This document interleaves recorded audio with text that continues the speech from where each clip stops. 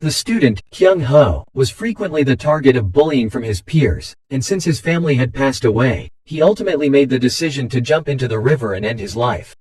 Although Kyung Ho believed that if he inhaled more water, he would pass away more quickly, he still felt as though he had to experience near death because his body was slowly sinking, his lungs were dissolving, and it appeared as though it was swallowing him. Nevertheless, he knew that it wouldn't be long before this was over. It wasn't long until the police arrived to rescue Kyung Ho from the river, and he pondered who had reported it to the police, causing him to be unable to commit suicide. When Kyung Ho was recovering in the hospital, he met Sierra, the goddess of death. He piqued Sierra's interest, and she asked him if he wanted to make a deal whereby she would take his life in exchange for an underworld ticket that would allow him to use the power of the dead.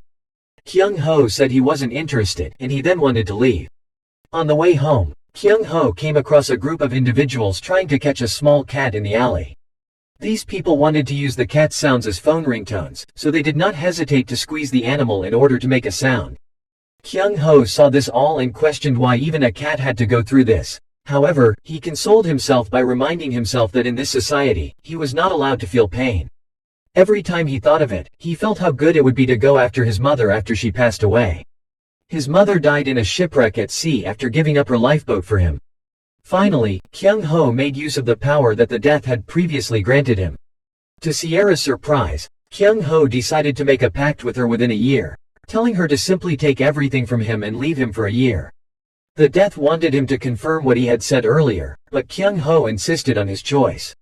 Looking back, he realized that it wasn't a dream. As the female death told Kyung Ho he could wield Muhammad Ali's power, he felt like he was no longer himself and as if strength was coming out of him. Then Sierra showed Kyung Ho the gate of heaven. As he could see, the card Sierra was holding could open the gate and lend power. Sierra claimed that as long as Kyung Ho had the card, he could do so whenever and wherever he wanted. She also said that if he wanted to summon the person he wanted to be, it would be instantaneous. This meant that only Kyung Ho would have power, and the power was only valid for an hour. As there was now only one card left on Sierra's body, she made a promise to Kyung Ho to give him another 100 when she went to the afterlife. Sierra also gave Kyung Ho a necklace that would glow when he was close to his mother and required him to contact the child, who could see spirits when he was using the card. Before leaving, Death instructed him to look for Amethyst, who was not far from him. Kyung Ho reasoned that if Amethyst was near him, it would most likely be at school. As soon as he entered the classroom, all probing eyes were on Kyung Ho. Back at his seat, the desk and chair were all painted full of things, and the books were stained with a lot of dirty oil, but Kyung Ho held back. Another youngster named Lee Yun-seob brought a weapon and struck Kyung Ho in the back lightly. Kyung Ho fell to the ground, but he immediately pretended nothing had happened and asked foolishly what had happened, giving the others a chance to laugh. Kyung Ho told himself he couldn't use the power card until he saw Sierra again. Kyung Ho walked around looking for the person that the death had mentioned before. If that person was still in school, it would most likely take him a month to find that person. While hunting for that person, Kyung Ho ran across Lee Yun-seob again, and Yun-seob began to make a fuss with Kyung Ho. Lee Yun-seob wanted Kyung Ho to act out like he did in the morning. Kyung Ho watched them laugh and mused to himself that if there were any cards left, he would give them a bunch. Kyung Ho kept telling himself that he needed to find his mother in order to restrain himself from fighting them. Lee Yun-seob smacked Kyung Ho again, stating that it was his attitude that irritated him. Yun-seob stated that he looked at Kyung Ho with itchy eyes when he showed his attitude. Without blinking, Kyung Ho looked at Yun-seob. Yun-seob then asked if Kyung Ho wanted to be hit again. After asking the people behind him to hand him the taper, Yun-seob remarked that since he had never seen Kyung Ho cry before, he would make Kyung Ho cry today. Kyung Ho understood from what they said that the reason they had bullied him so far was because they were happy. Kyung Ho held the card in his palm, wondering what about his feelings, but then he opted to put the card inside. He had to endure. After seeing Kyung Ho cry, Lee Yun-seob sent him away, saying that was enough for today, and a guy on high requested that Kyung Ho bring the money with him the next time. Kyung Ho didn't care. He now needed to locate someone with the ability to see souls. However, that man noticed Kyung Ho's necklace and jumped down to steal it from his neck. He then laughed and demanded to know if Kyung Ho had any money. However, as the man looked closer, he realized it was nothing special. It was trash, so he didn't feel happy if Kyung Ho simply gave him the necklace. He instructed the people standing behind him to bring the discarded milk carton from the previous month. After that, without hesitation, he added a few more cigarettes and told Kyung Ho to drink quickly. However, Kyung Ho could only finish the entire carton due to the necklace and his mother. Nevertheless, Kyung Ho finished his drink. Yun Seob had no intention of returning the necklace and stomped on the ground, disfiguring it. As a result, Kyung Ho was no longer able to restrain himself and pulled out the card, tearing it. After gaining strength, Kyung Ho killed the person closest to him without the others being aware of what was happening. Kyung Ho then went to pick up the taper that was lying on the ground and held it in his hand. Trying to disregard everything they had done in favor of what was more important to him than punching them, Kyung Ho said he would kill them one by one. Lee Yun Seob asked Kyung Ho if that was enough punishment before giving the juniors the order to beat Kyung Ho. The juniors were not scared of dying and were instead laughing with each other. Unsure whether Kyung Ho would become dysphonic if they continued fighting, they laughed constantly, believing that if they did it correctly, they might even be doing Kyung Ho some good. Kyung Ho walked up to fight them first without waiting for them to start, using a man by the name of Yu Han as a shield. This caused the others to curse continuously, and Lee Yun Seob finally took action, vowing to kill Kyung Ho. Kyung Ho confronted Yun Seob, and much like the other times, Yun Seob was unable to strike Kyung Ho. After knocking them all to the ground, Kyung Ho stood up to warn them not to let money or bullying happen again and that if he saw them do it again, he would absolutely smash their ribs to pieces. As the other two girls in that group noticed Kyung Ho gazing over, they took off running. Kyung Ho pondered if this feeling was satisfying, given that he had punched them, but how could this feeling of satisfaction matter to him? Kyung Ho was now criticizing himself for not knowing how to restrain himself, while the girl who had been bullied by them earlier ran to get the ring. The girl thanked Kyung Ho, and she swiftly left due to the urgent work. Meanwhile, Lee Yun Seob saw the girl's amethyst stone ring, and a few days later, Kyung Ho encountered the Death Sierra again. She brought the 100 missing cards as promised and fixed the necklace for him. She came sooner than he expected, but he had to act quickly or it would be too late. Kyung Ho was so eager to get to the appointment with the person who had the amethyst ring that he dropped the passerby's ice cream. He quickly gave the girl the money to buy another ice cream, and after that, he hurried away. After he arrived at the shop they had scheduled earlier, he explained that he was looking for her because he wanted to see his late mother again. That girl claimed she could see the souls of the deceased and that if Kyung Ho really wanted to meet his mother, she would do everything she could to help him. She showed him the ring that had supernatural powers, and when she put that ring on, she could sense the presence of the spirit. The girl who was passing by when he dropped the ice cream and noticed the two talking said there was a soul that had existed for 300 years trying to take over Kyung Ho's body, and if it succeeded, he would suffer the consequences in the coming days. She explained that the ring had been passed down from generation to generation in her family, that she usually had to go to school during the day so she could see her clients at night, that she told Kyung Ho that because he was special, she would help him, and that she was looking at the shop talking nonsense since she heard that the chocolate and orange ice cream here was quite delicious. Kyung Ho stepped inside and asked the girl to wait a little while, but when he came out, the girl was being chased by another person. As a result of chasing these two, Kyung Ho once again ruined the girl's cat house, dropped ice cream, and even argued with her before continuing to pursue. Finally, Kyung Ho received a response from the other man that the girl couldn't see spirits and that the two of them had been tricked. However, Kyung Ho soon realized that the person he was seeking was the girl he dropped the ice cream on, and as he touched her, he discovered that the girl could see souls. The girl claimed she wasn't in a good mood, and if he just did it as a joke, she would get angry. Kyung Ho knew that it was because of what happened between the two of them earlier that she acted that way. Kyung Ho said he knew she could see spirits, but she scolded him, saying he was ridiculous, was he paranoid, and how could she see souls? People around her didn't stop talking about her after hearing these words. They didn't anticipate her being able to see spirits, which was why she always talked to someone. Some even chastised her for being insane, while others blamed her for the illness of that person's mother. At this time, Kyung Ho knew that she didn't want anyone to find out about this. He apologized to her for what he had said earlier during the argument, but he also had something to tell her. However, the girl cut him off and told him not to follow. People who appeared to be gypsies suddenly emerged on the road at this time, searching for the girl. She quickly found a place to hide and begged Kyung Ho to cover her till the others passed. Kyung Ho was confused as to why the others had left, but she was still hiding. There were a few youngsters running past them, screaming that they had seen ghosts, so Kyung Ho and the girl headed in that direction together. Kyung Ho touched the girl's hair to see how bad the ghost was, but he only saw an angry ghost. The girl pulled a cat from the paint canister in the direction of the ghost's view, her mouth constantly repeating that people who did this were so evil. As Kyung Ho took a closer look, he realized it was the cat he had met the day before, and he dashed out to get some water to wash the paint off the cat. As Kyung Ho walked away, the girl overheard an argument nearby, and she realized it was those guys who had put the cat inside the paint can. The girl ran to the men and demanded that they apologize immediately, and just as the men were ready to hit her, Kyung Ho arrived and stopped them. When they saw Kyung Ho, they shouted to their big brother that it was Kyung Ho who smashed them in the alley, that Kyung Ho was also a boxer, and that they had to be extremely careful, but the big brother ordered them to shut up since he already knew what to do with Kyung Ho. Kyung Ho asked the other men about what they had done to the girl before he could teach them a lesson. However, when Kyung Ho put his hand into his pocket to retrieve the card, it disappeared.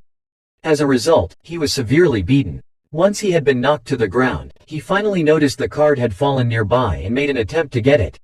Kyung Ho thought that if he used the card, these bastards would be gone. The man asked Kyung Ho why he kept crawling about like that and if he was trying to find a way to prolong his life. Kyung Ho held the card in his hand, having already found what he needed. The girl thought this was becoming increasingly uncomfortable and decided she didn't want to stay here any longer. She let out a loud yell that she was here, and now the people she was hiding from reappeared. One of them took out his phone to call the president, and he announced that he had found the young lady and that they would bring her back right away. The girl holding the paint-stained cat was unsure of what to do. She couldn't remove the stains, and the cat appeared to be unable to move on its own. But then her father's subordinate approached and inquired as to whether the cat was to blame for how she looked. He then instructed her to give the cat to him because he used to help a vet in a hospital. That guy saw something unusual about the cat, and the mother cat was angry at the moment. Everyone around could sense the coldness of the ghost, so Kyung Ho went to tear the card apart and became a veterinarian, taking care of the kitten. After everything was resolved, Kyung Ho claimed that she didn't need to thank him because he had something to ask for her help with. However, the girl questioned him aggressively, asking what he was murmuring and saying that if he knew how to cure the cat, he should have done it earlier. She stated that if he had been beaten so severely, he probably didn't know how to fight. It was also the first time she had seen such a weak boy, and Kyung Ho thought to himself that she was certainly surrounded by monsters. Before departing, the girl gave Kyung Ho a business card and instructed him to give it to the hospital's receptionist so they could assist him. The girl introduced herself as Han Chae-yeon and promised to meet Kyung Ho again soon if she could. Sierra observed from above, sensing that things were starting to get interesting. Kyung Ho went to Han Chae-yeon's house that evening. He initially thought it was a mansion, and he had no idea that she was the Xi'an Group's owner's daughter. Kyung Ho overheard that the bodyguards wouldn't let Yeon leave the house easily, and they certainly would never let a stranger like him inside. In the end, Kyung Ho failed to meet Han Chae-yeon because there were too many bodyguards. Han Tae-yeon, Han Chae-yeon's father, was enraged and wanted to fire all of his bodyguards. He was so concerned about his bodyguards that he lost his appetite in his sleep. Han Chae-yeon was imprisoned at the time, and she was furious, pleading with her father to get another bodyguard for her. She complained that these people were too noisy, and she didn't like them, but her father declared that unless he captured the assassin, his daughter couldn't go out even one step. The assistant recommended President Cheon Moo-doo's heir, Choi Bom, who not only possessed basic fighting skills but was also a top fighter. Han Tae-yeon had no idea that assassins were planning to kidnap his daughter. Kyung Ho also applied to work as a bodyguard for the Xi'an Group. Perhaps as a result of the large number of applicants, the atmosphere was a little tense at the time. The second fitness test announced would be a strength test, weightlifting, and Kyung Ho thought this would not be a difficult test if he used the ticket. The others started discussing when they saw a small guy like Kyung Ho walk up. They had no idea what a young person like him thought, and since they had to wait because of him, they reasoned that they should just let Kyung Ho do whatever he liked because someone like him would be eliminated soon. Kyung Ho realized that those around him were speaking badly of him, but he chose to ignore them. Once Kyung Ho finally chose a ticket, he could feel the strength running through his body. His legs stood shoulder-width apart before condensing into his waist. Kyung Ho lifted an 80 kilograms weight, knowing that even if his body couldn't fully control his power, it would be enough to pass, and no one would doubt him. Kyung Ho looked around after finishing the exam, and he felt that the people who wanted to be Xi'an's bodyguard were monsters. The next test would be mixed martial arts, and it would start in 30 minutes. Choi Bom looked around, thinking that they were simply a bunch of fuzzies who weren't worth bragging about. At this very moment, he caught sight of Kyung Ho's figure. If Bom thought the wooden dummy was a human, Kyung Ho was hitting the death points on its body, and Choi Bom exclaimed that although Kyung Ho was young, his techniques were not bad. Choi Bom looked at Kyung Ho's name and discovered that Kyung Ho was in Group A, but Choi Bom was in Group B, so they couldn't fight. He then discreetly overcame everyone in the group to fight Kyung Ho, but he didn't expect Kyung Ho to conquer him with just one punch. The next people who faced Kyung Ho all failed, and the number of people who looked down on him had also decreased. It appeared that others were growing frightened of him. Kyung Ho had not expected that utilizing the ticket would let him pass this exam so easily. The observer from behind quietly scolded Kyung Ho for daring to defeat Choi Bom and ruining his plan. As a result, he concluded that he needed to find out more about Kyung Ho. This last test would be carried out by the corporation's president, who would interview each candidate. Each candidate would be asked questions and prepared for 10 minutes, and the interview time would be limited to 15 minutes, with everyone being interviewed immediately after. As soon as Kyung Ho entered, Han Tae Yeob's assistant asked him if he was the one who had beat Choi Bom. After that, the person inquired if Kyung Ho knew what questions they would ask him during the interview. Kyung Ho was unable to respond, which infuriated that man. Kyung Ho signed up without providing any information, which was why he acted so reversed. He believed the questions would be challenging, as shown by the shocked faces of those leaving the room, but if he was hired, it meant that his salary would be very good. It was soon Kyung Ho's turn to go inside for Han Tae Yeob's interview, and as Tae Yeob saw Kyung Ho, he secretly thought Kyung Ho was very small and childlike, and judging by his face, Kyung Ho wasn't well appreciated. Tae Yeob eventually agreed to accept Kyung Ho after seeing that he had received full test scores and had defeated Choi Bom. The person who went to investigate had information coming back, so he went to inform Han Tae Yeob that Kyung Ho's information was false and that he was only 17 years old, not yet 24 years old. After that, Han Tae Yeob asked Kyung Ho a few more questions, but Kyung Ho was unable to respond. At this point, Han Chae-yeon appeared, and she told her father that she wanted Kyung Ho to be her bodyguard.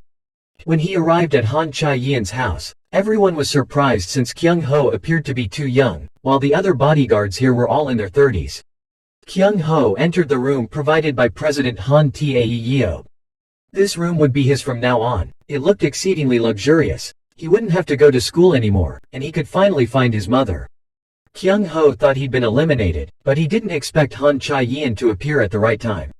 The bespectacled man, Han Tae Yeob's assistant, was so angry at failing to carry out his original plan that he betrayed Han Tae Yeob and brought Choi Bom in to assassinate Lady Han Chae-yeon.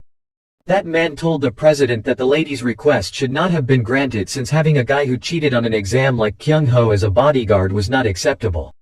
The president examined the information and discovered that Kyung Ho was 17 years old and had dropped out of high school. Except for his potential to overcome Choi Bom, there was nothing suspicious, and Kyung Ho was simply a normal boy, according to the president. When the assistant inquired about the president's acceptance of Kyung Ho, the president responded that Chae-yeon had been kidnapped twice and that there had been 27 other cases in which his daughter had followed strangers.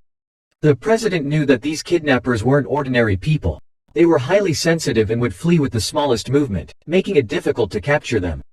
Because Kyung Ho and Chae-yeon were the same age, no one would assume that he was a bodyguard. That same evening, the assistant called to inform the other party that the plan had failed. There were some circumstances beyond his expectations, so the hired assassin was defeated, but that was okay because he had already organized another team of assassins. In his spare time, Kyung Ho brought those tickets to play with, discovering that even when ripped without viewing the soul, the tickets could still be reattached and that no matter where the ticket was, he could naturally locate it. Han Chae-yeon stood in the room observed in the courtyard, puzzled as to why Kyung Ho was rambling around like a crazy person. She was depressed because she had been banned from going outside today, and now she had to sit and watch the crazy man. A lot of spirits would help her, but there was no way out. Han Chae-yeon came up with a plan to use Kyung Ho to go outside. She told her security guard, Lee Ji-sok, that she had a headache and wanted to go for a stroll. Kyung Ho was happy to see Han Chae-yeon again but was stopped by her bodyguards as she approached. Han Chae-yin went to stop the bodyguard and explained that Kyung Ho was her best friend 10 years ago. She then sobbed and hugged him, saying she hadn't seen him since kindergarten. However, just as Kyung Ho was about to say he didn't attend kindergarten, Han Chae-yin intervened and said that since she hadn't seen Kyung Ho in a while, she had a lot to say to him and that they should go for a short walk. Uncle Lee Ji-sok firmly protested and wanted to go along with it, but Han Chae-yin's eyes sparkled, and she stepped over to her uncle's side with a pitiful smile, stating they were still in the house, until ultimately Lee Ji-sok sighed and gave them 20 minutes and not overtime. Kyung Ho now thought that perhaps she didn't hate him, which was very lucky for him. Han Chae-yin was once again thinking of ways to distract Kyung Ho. He may appear weak, but being able to attend the final interview meant he was not a fool. Han Chae-yin told Kyung Ho that she was so ill that her family members wouldn't let her go outside.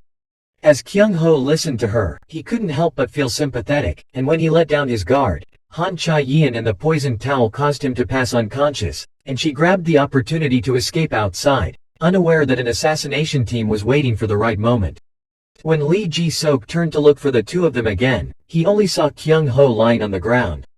The uncle went over and struck him with a blow that was clearly painful, then asked where the lady had gone.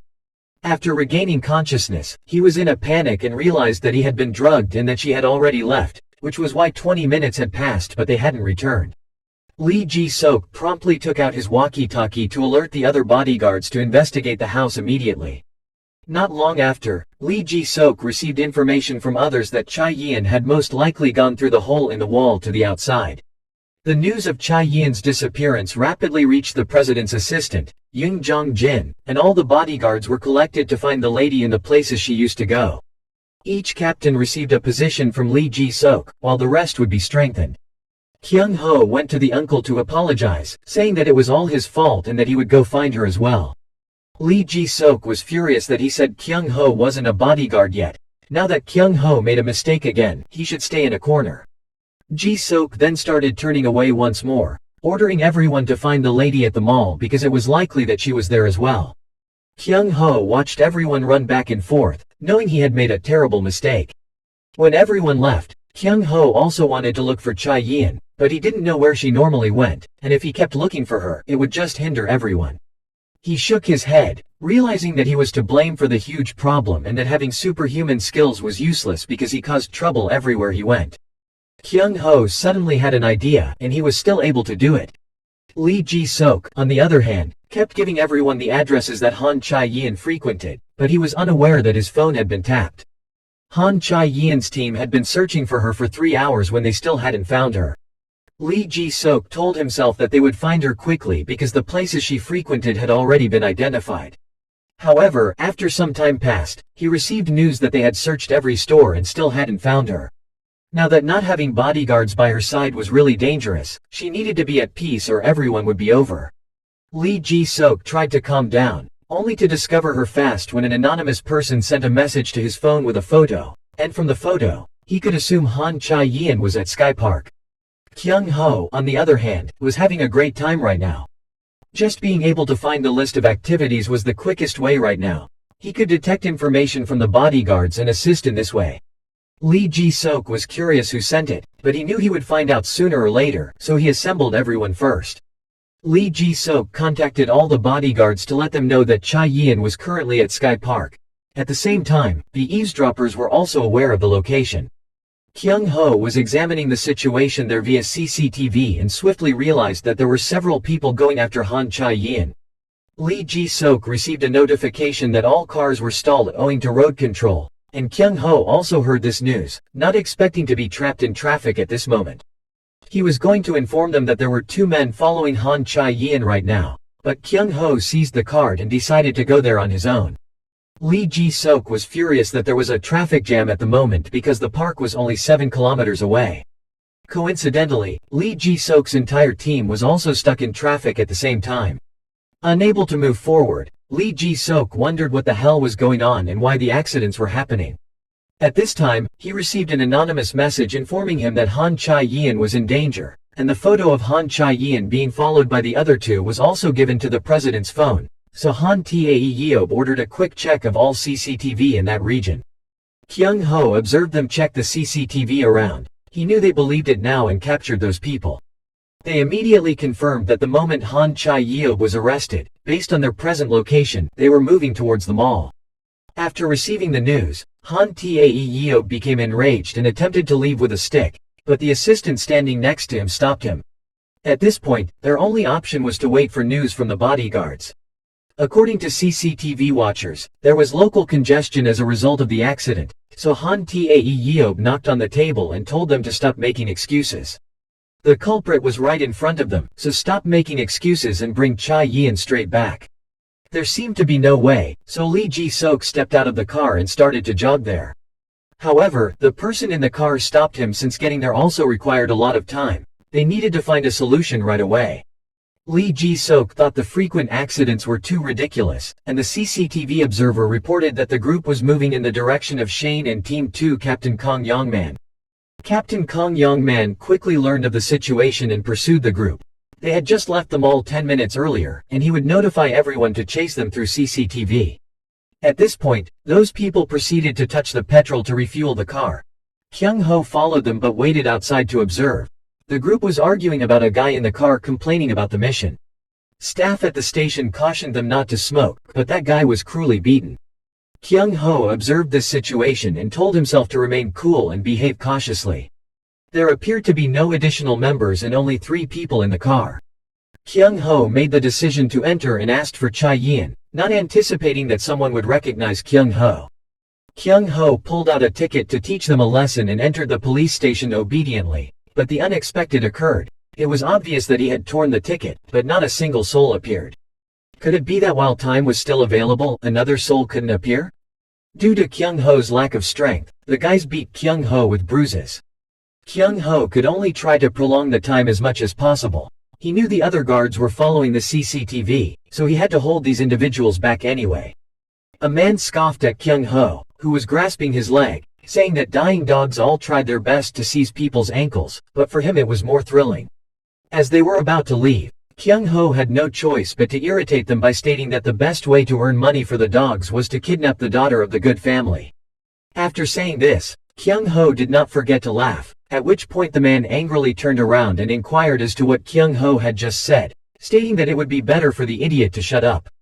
Kyung Ho remarked that they pounded on him like insects biting stainless steel. He provoked them repeatedly to extend the time until he ran out of strength, and before they departed, they cursed harsh words at him for taking up so much of their time. Han Tae-yeob's CCTV team also quickly located the car, but they were unsure why the kidnappers were still nearby. Information from the tracking room about a minute earlier indicated that the criminals passed through the supermarket intersection. Lee Ji-sok believed that the front was the gas station, so everyone could catch up. Ji-sok immediately discovered the car they were seeking. He assumed the person accompanying them was Shane and instructed them to press against the opposite side. Shane chuckled evilly, then used a stick to block Lee Ji-sok's car, knocking him onto the road, but by the time Ji-sok ran up to fight them, Han Chae-yeon was nowhere to be seen. Shane seized the man and inquired as to how they could locate Han Chae-yeon. At the moment, he only knew to beg for his life, saying he just came to change the number of cars, and he told everyone that the other car was probably driving in the opposite direction. Shane didn't expect them to notice they were chasing him and move out of the way.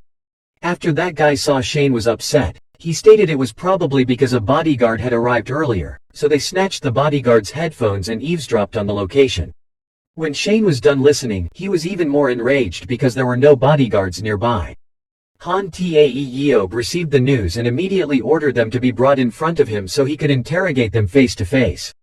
Kyung Ho fought to get up from the ground, his mouth constantly scolding. Thanks to his headset, those folks were able to locate the bodyguards and escape all of them. Yet, he still felt he had hope and couldn't stand it any longer. Kyung Ho believed that they couldn't go far yet, and he knew that only he could pursue them. The question of how they could kidnap someone was raised by the subordinates in the car when Big Brother responded that he had heard there were 2 or 3 spies present. It appeared that one person had gathered all the information and had long since planned the crime. He claimed that in recent years, simply being nearby had drawn the attention of bodyguards, making it impossible to carry out the plan without an insider. This time, Han Tae-yeob would search around to find the insider, so they only had this one chance and couldn't be careless until it was over. They hadn't expected to see Kyung Ho when they got there, He was blocking the front of their car, but the big brother instructed them to run straight without stopping. However, Kyung Ho didn't go and was hit by the car. As ordered by their superiors, they put Kyung Ho in the car. They placed Kyung Ho in the trunk of the car since they believed he was dead. The big brother constantly pressured them to hurry because he needed to arrive within 5 minutes or it would be too late. As the big brother noticed that Kyung Ho had no blood on him after he had died, his mouth formed a mocking grin, and he stabbed harder before turning away from the car. However, he had no idea that as soon as the car started, Kyung Ho reappeared with eyes that resembled bullets, warning them to shut off the engine right away. A minute ago, martial artist and action star Brandon Lee's soul ticket was torn up by Kyung Ho. Kyung Ho then told those people, word for word, that he had come to take Han Chae-yin away, prompting them to open the car door and go down while their mouths were constantly cursing and they had no idea what the hell was going on. The big brother arrived last and wondered aloud, that didn't Kyung Ho just get hit by a car? He had been suspicious earlier when he saw it, but Kyung Ho didn't appear traumatized. The big brother pondered whether Kyung Ho just jumped in the car, but Kyung Ho couldn't have not thought it through and jumped in the car. When that big brother said that Kyung Ho was such a lucky dog, the guy next to him stopped and told the big brother that Kyung Ho had stopped their car at the petrol station, and he wanted to break Kyung Ho's neck. That guy came up to Kyung Ho and called him a brat, saying that even though Kyung Ho appeared stubborn, he would die in that guy's hands, and he questioned Kyung Ho about what he was risking his life for. Kyung Ho didn't respond, but a kick knocked one person away. Following that, Kyung Ho defeated many people while the big brother remained outside watching. At this point, 2 more motorcyclists arrived, telling the big brother to hurry away, and the bodyguards understood they had been deceived. Kyung Ho understood from their conversation that it was undoubtedly caused by these bastards. Kyung Ho managed to kill a few more in a row, but they used iron pipes, and he knew if he was hit with a few more strikes like this, he would collapse. The leader, on the other hand, kept contacting them but could not be reached. It took Kyung Ho a little longer to capture them all. After he had dealt with them, Kyung Ho asked them where their oligarch was, but no matter how he asked or how hard he hit them, the big brother wouldn't say it because he remembered once receiving punishment from his boss for this incident. At that time, the big brother truly didn't believe his words had harmed the oligarch. He claimed that it didn't matter what that person did, but as a result, he exposed the location and then coldly crossed a big line near that guy's mouth. The oligarch went out to find them at this time. He came from a distance and asked them, saying he would be there in 5 minutes. However, when he arrived and saw 7 people on the ground, he was rather shocked, asking how Kyung Ho could have knocked down his 7 juniors by himself. He went to ask Kyung Ho if he had done it by himself, but Kyung Ho didn't respond and instead punched him in the face. The man then inquired if this was the answer, so Kyung Ho had to receive the reward he deserved. Kyung Ho didn't pay attention to the man's nonsense, instead, he attacked constantly. However, when the man knocked Kyung Ho to the ground, it was obvious that Kyung Ho had delivered the blow very accurately. The man looked at Kyung Ho, who was in no way hurt. Kyung Ho realized the man's muscles had blocked his punches. The gap in physical strength was too great, but Kyung Ho couldn't run away. He had to find another solution, and since this soul was not particularly skilled in martial arts but was flexible in its use of the surrounding objects, Kyung Ho picked up the hat and threw it at the man's face. That man confronted Kyung Ho angrily and demanded to know what he was doing, but shortly after that, Kyung Ho delivered another punch. By the time that man realized Kyung Ho was using that position on purpose, Kyung Ho had given up his defense to attack the weak point of holding, and it was already late. This was also the first time he had encountered someone so special. He asked Kyung Ho where Kyung Ho got these martial arts, and if Kyung Ho did as he was told, he would convert Kyung Ho into a lake. Kyung Ho felt that his power, technique, stamina, and battle experience were all at a disadvantage, and he knew that he couldn't defeat that man in this position. At the time, the man was holding Kyung Ho's shirt in one hand and answering the phone in the other. After Kyung Ho heard the man indicate the address, he snatched the man's phone, and as soon as he heard the location at the building site across from Building A, he broke the phone. Kyung Ho grinned at the man because he was the only one who knew the position at this point. The angry man warned Kyung Ho that if he didn't reveal the place, he would beat Kyung Ho to death. Kyung Ho hurriedly entered the factory. The man pursued him and warned that there was no way out and that he would torture Kyung Ho until he revealed the location. However, Kyung Ho asked the man what he was talking about because he had brought him here on purpose. There was nothing more ideal for action actors than a movie set. The man asked Kyung Ho again what the hell an action actor was, calling him an idiot as Kyung Ho was about to record his final scene before he died. The man stepped in and took off his watch and jacket so that he could satisfy Kyung Ho. Kyung Ho recognized that his speed and strength were not comparable to that man's, that he didn't have to battle head-on in this circumstance, and that if he made the most of this soul's power, he would be able to deal with it more easily. That man was now so badly injured that he was screaming and couldn't understand why Kyung Ho's punches were so powerful. By the time he could see clearly, he saw Kyung Ho punching him with his own watch. Kyung Ho felt that wasn't enough for that man and added more sand to his eyes. At this point, the man was so angry that he declared he would kill Kyung Ho. Kyung Ho had been hiding behind the door, secretly thinking that the man's stature and physical strength were formidable. This time, he must absolutely put an end to it. Kyung Ho used a heavy iron barrel, seizing the chance that the man wouldn't notice, covered that man's head, and it was over. That man called for Kyung Ho to open it. He gave up since he wanted to recruit Kyung Ho, but it didn't matter because once he pulled it out, he would break Kyung Ho's arm. Meanwhile, Kyung Ho was thinking that since basic blows couldn't compete with that man's stamina, he'd simply focus on hitting the weak point with continuous punches from now on. That man believed that this idiot was only hitting in one spot, so when Kyung Ho took a break, he tossed out the barrel, determined to shatter Kyung Ho's head at all costs.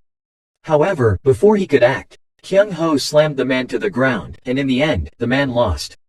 That man recalled the 21st National Judo Congress and Kong Jin-mok's 5 years of unbeaten judo competition. However, when he lost for the first time in front of thousands of spectators, the crowd acclaimed him because they had been looking forward to seeing this failed Kong Jin-mok for a long time.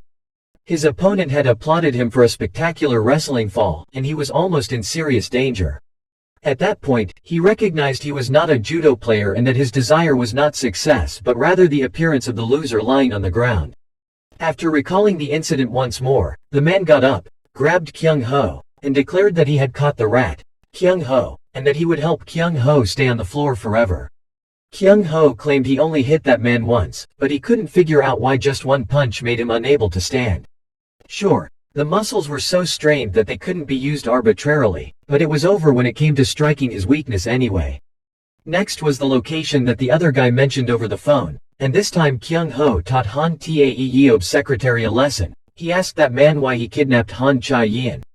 Kyung Ho was certain that he had met this man during an artist interview, and he threatened to punch him until he revealed all.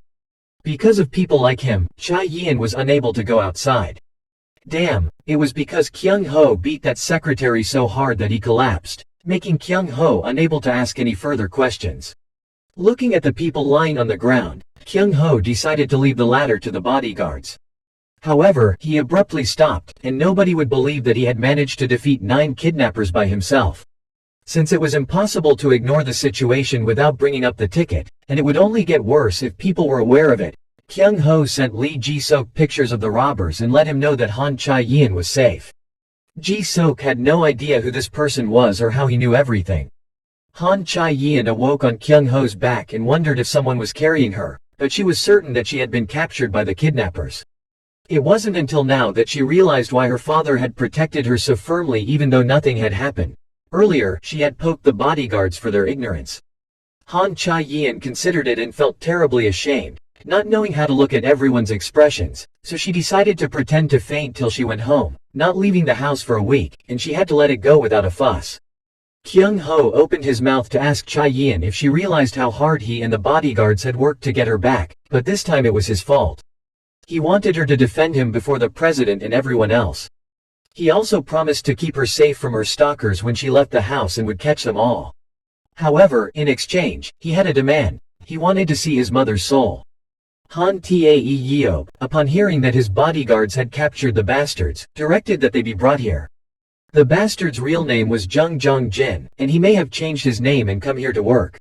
With a stick in his hand and ready to beat the man, the president was about to do so when other guards intervened because so many people were staring at them. Instead, they decided to take the man to the basement so Han Tae-yeob could deal with him.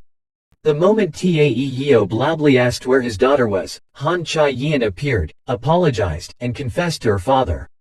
Tae-yeob then went over and embraced his daughter in his arms and asked if she was hurt in any way, saying he was not good and that by keeping her in the house like that, he made his daughter miserable. Han Chae-yin finally understood everything and promised to listen to her father.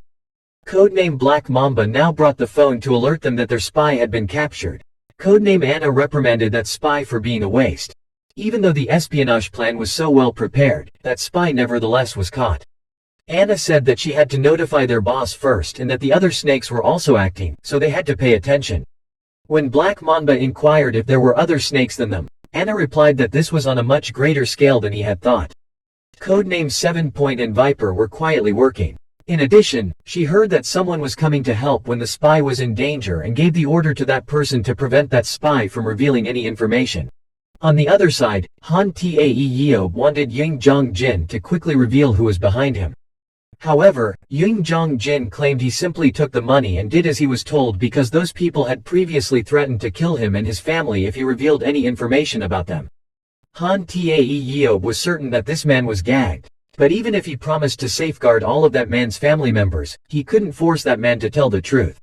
Han Chae-yin asked Lee Ji-sok if he knew anything else about them. Ji-sok stated they all had snake tattoos on their hands and the acronym Liz, and it was probable that those groups worked together, but other than that, that guy only repeated he didn't know anything for 30 minutes. After some time, the president inquired as to whether Ji-sok was not alone in saving Han Chae-yin. Ji-seoj answered that it was true. When Lee Ji-sok arrived, Chae-yin had already been rescued. Asked who had saved Han Chae-yin, even she was unsure. Lee Ji-sok replied that he was not the person who had saved the lady but an anonymous person. Han Tae Yeob was taken aback upon hearing the message from the anonymous sender. That individual had played a critical role in the rescue. Kyung Ho returned to the house to bandage his wound, but he was always under scrutiny from everyone. They said it was because of Kyung Ho that they had to work on their day off, and more than 10 people were sent to find the lady. They constantly criticized Kyung Ho, as he was only a recently hired bodyguard but had tormented many people. Kyung Ho proceeded to bow and apologize to them, but they questioned why he had to. He looked like a crazy person who had fallen from the sky, so they turned away and continued to speak ill of Kyung Ho, who would certainly be thrashed by the captain. Kong Yong-man appeared and urged Kyung Ho to say goodbye to everyone before departing. Because Kyung Ho had caused the commotion, Yong-man couldn't conceal it for Kyung Ho. The president called to meet Kyung Ho, so he thought about what he could do to prevent the ticket from being found out. Han Tae Yeob asked Kyung Ho if he knew why he was summoned and if he had fulfilled his role as a bodyguard. Kyung Ho was aware of his mistake and was willing to accept the punishment, but he misunderstood what the chairman meant when he asked Kyung Ho to come here to thank him for saving his daughter, as Han Chae-yin had told him. The president granted Kyung Ho a wish to ask whatever he liked, so Kyung Ho demanded that he and Chae-yin go to school. Han Chae-yin was driven to school by Lee Ji-sok. He could only take her there and would pick her up after school. Ji-sok then turned to Kyung Ho. He didn't understand why the president had given the ladies protection to Kyung Ho, but he vowed to break Kyung Ho's neck if Kyung Ho put Han Chae-yin in danger. Watching the shadow of the two leave, Lee Jo-sok began to think again, but he still didn't understand why the president had assigned the responsibility of protecting the young girl to Kyung Ho alone. But if Kyung Ho was that anonymous person in return, Ji-sok could rest assured. Han Chae-yin got excited when she entered the school and saw so many people her age.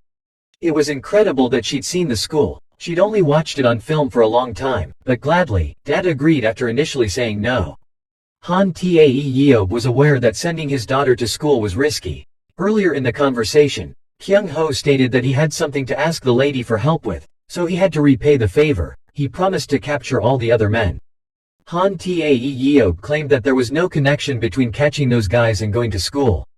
Due to Han Chae-yin's protection, he had always required dozens of bodyguards over the years, but those people performed so carefully that it was difficult to catch their tails. He asked Kyung Ho if he wanted to send Chae-yin to school so that those people could reveal their faces. He disagreed though. He had previously considered doing so, and after going through this case, he had made the decision absolutely not to. He could not risk endangering his daughter once more.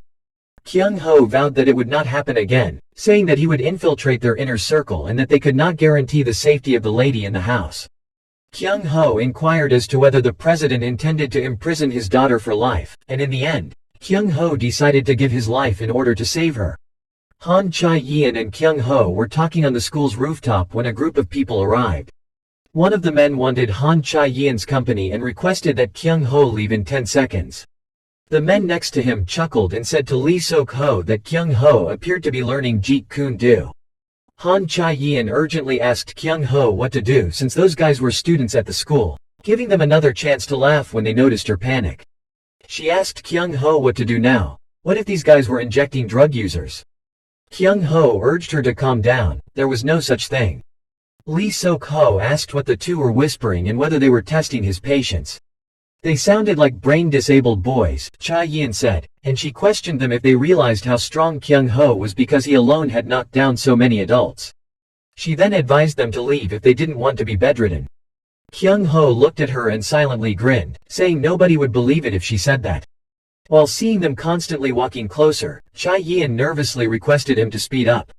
Kyung Ho was busy thinking about how wasteful it would be to spend the ticket with these youngsters. That 1 minute of indecision cost Kyung Ho the opportunity to rip up the ticket, and they began attacking. They were too strong for Kyung Ho to escape. They were stronger than he expected. The student president, Park Yun-so, entered at this time and informed them that the teacher's office was now discussing expulsion. As a result, Lee Sok-ho's guys ran away instantly. Before leaving, Lee Sok-ho advised them that transfer students shouldn't roll their eyes like that and threatened to kill them the next time. Park Yun-soo urged the two into the classroom after seeing those people leave. It didn't end there, as Lee Sok-ho continued to pick a fight with the two of them and wanted to play a football match, which surprised everyone when they heard about the new student and him competing. Before entering the courtyard, Sok-ho stated that even if he were hurt in this place, it would not be a battle. Kyung Ho heard that guy say this and retorted that he needed to make good use of it because he had played a lot of football since he was a young boy and only needed to trust the two forwards in front. One person approached Kyung Ho and told him that they were so mad at those bastards and that if he got the ball, he should pass it to them. The team's strikers, as well as their shoes, indicated that they had played football, so Kyung Ho believed that it wouldn't be a big deal to simply pass the ball to the two guys in front.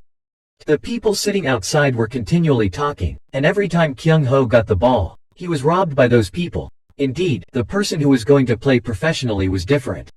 Less than a minute before Lee Sok-ho scored, Han Chae-yeon waited outside anxiously, her mouth constantly yelling that Kyung Ho must win. Kyung Ho's teammates encouraged him not to worry too much. They would absolutely win, but the result of the match was the same after that. Others stated it wasn't worth seeing since there were so many winners, much like a soccer game for kids and adults. It had just been 20 minutes and they'd scored 7 goals, and Kyung Ho couldn't do anything. Kyung Ho secretly believed that if he informed the president of Han Chae-yeon's being photographed, Lee Sok-ho would be tortured in the basement, but the two of them might no longer be able to attend school because it was obvious that Han Chae-yeon was important to the president and that it would be impossible for Kyung Ho to find his mother's soul. Kyung Ho began again, wanting to destroy them because otherwise, the score would not stop here and there would be no result. This time, Kyung Ho discovered that his partner was also Lee Sok-ho's junior, and the fact was that he was fighting alone against 11 people. Kyung Ho used the excuse of going outside for a drink to tear up the ticket. He couldn't lose to these folks here. After the game started for 30 minutes, the first half scores were now 8-0, but when the second half started, Kyung Ho managed to score 6 goals in just 15 minutes. Again, in the eyes of the students, it was like watching children play football with adults. The level of skill was just too different, even though the opponent was about to play professionally. Some even assumed that Kyung Ho was the secret camera because they had seen videos on YouTube of professional players playing against ordinary people. Han Chae-yeon was shocked at this point, not only by the result of the match but also by the identity of the soul hiding behind Kyung Ho. She then realized she needed to immediately remove the message she had just sent to her father. Han Tae-yeob initially believed his daughter had a problem after receiving the message because, despite how close it was, he already knew that the students there were uneducated. Lee Sok-ho didn't understand how Kyung Ho was able to do that. At first, even when dribbling, Kyung Ho was clumsy but suddenly played so well that Sok-ho told himself he was no less than Kyung Ho. Later, Sok-ho assumed Kyung Ho was also the one who would play professionally, but it didn't matter because people were watching now. Everyone outside was given the opportunity to laugh with joy. They'd heard Sok-ho play so well, but now he was a piece of junk. The more Lee Sok-ho heard that, the more he wanted to show himself. He couldn't let everyone see this ugly face. Kyung Ho noticed that after he received the power, everyone around him changed their reactions.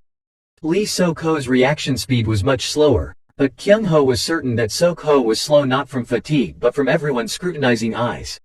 Lee Sok-ho wanted to play foul but was taught a lesson by Kyung Ho, forcing Sok-ho to kneel down and beg forgiveness. The video of the match immediately went viral, and in the blink of an eye, it reached the school gang.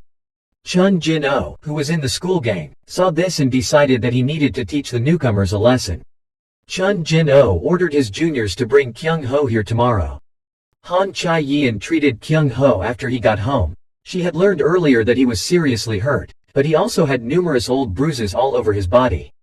Han Chae-yeon knew those old bruises were the ones that had saved her from the kidnappers, so she had to treat Kyung Ho herself because if she asked a nurse to do it, her father would find out, so she couldn't. Han Chae-yeon stated that she was curious about Kyung Ho because he was skilled at fighting and even saved the cat. There was nothing he couldn't do, and she wondered whether he was a genius. Should he tell Chae-yeon the truth if she had seen the spirit, Kyung Ho wondered. After Han Chae-yeon had finished treating Kyung Ho's wounds, she begged him to keep this a secret because she feared her father would kill her. Kyung Ho answered, of course, that he had to keep it a secret because so many people were following them. As the two were chatting, Han Tae-yeob approached the door and wanted to enter. Han Chae-yeon quickly found a place for Kyung Ho to hide. When her father entered, he told her that he had heard something earlier. Han Chae-yeon smiled and replied that it was because she was cleaning the room, surprising Han Tae-yeob that his daughter cleaned the room herself.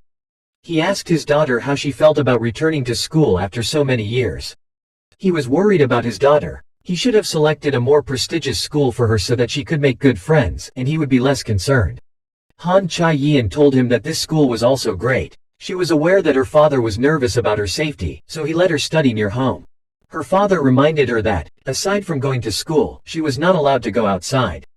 Due to the large number of followers, Kyung Ho and she were unable to sneak outside, so the two of them came up with a plan to dress up and go to the infirmary. Not expecting to face the god of death again, Kyung Ho asked the god of death why she was here. After hearing the death say she had something to say, Kyung Ho took Han Chae-yeon outdoors. Kyung Ho turned to ask Sierra what she was doing here and whether it was okay if everyone saw her, and if everyone knew she was a deity of death, a problem would surely happen. Sierra responded to Kyung Ho's questions by saying that she was extremely nervous, that she had been busy recently, so she could just give him a ticket and not be there, and that if Kyung Ho had any questions today, he should ask her. Kyung Ho wanted to tell Han Chae-yeon about the ticket, so he questioned Sierra about it. Sierra told him it was okay to reveal the ticket because doing so would make things even more exciting. Of course, she discouraged him by warning him that he would pay a price since humans were more selfish and greedy than any other creatures. Sierra claimed that what Kyung Ho was doing was more crucial. She came here out of concern that it might take Kyung Ho longer than a year to find his mother's soul. Speaking about spirits was taboo, so Sierra didn't know if his mother's soul was still on this world, but she promised to find out more about things related to his mother. Kyung Ho thanked her and inquired as to why she was helping him so much. Sierra replied quietly that he would know later. Fortunately, Sierra had stated that she would assist Kyung Ho in finding his mother's soul. Now that he knew where his mother appeared, he would go there.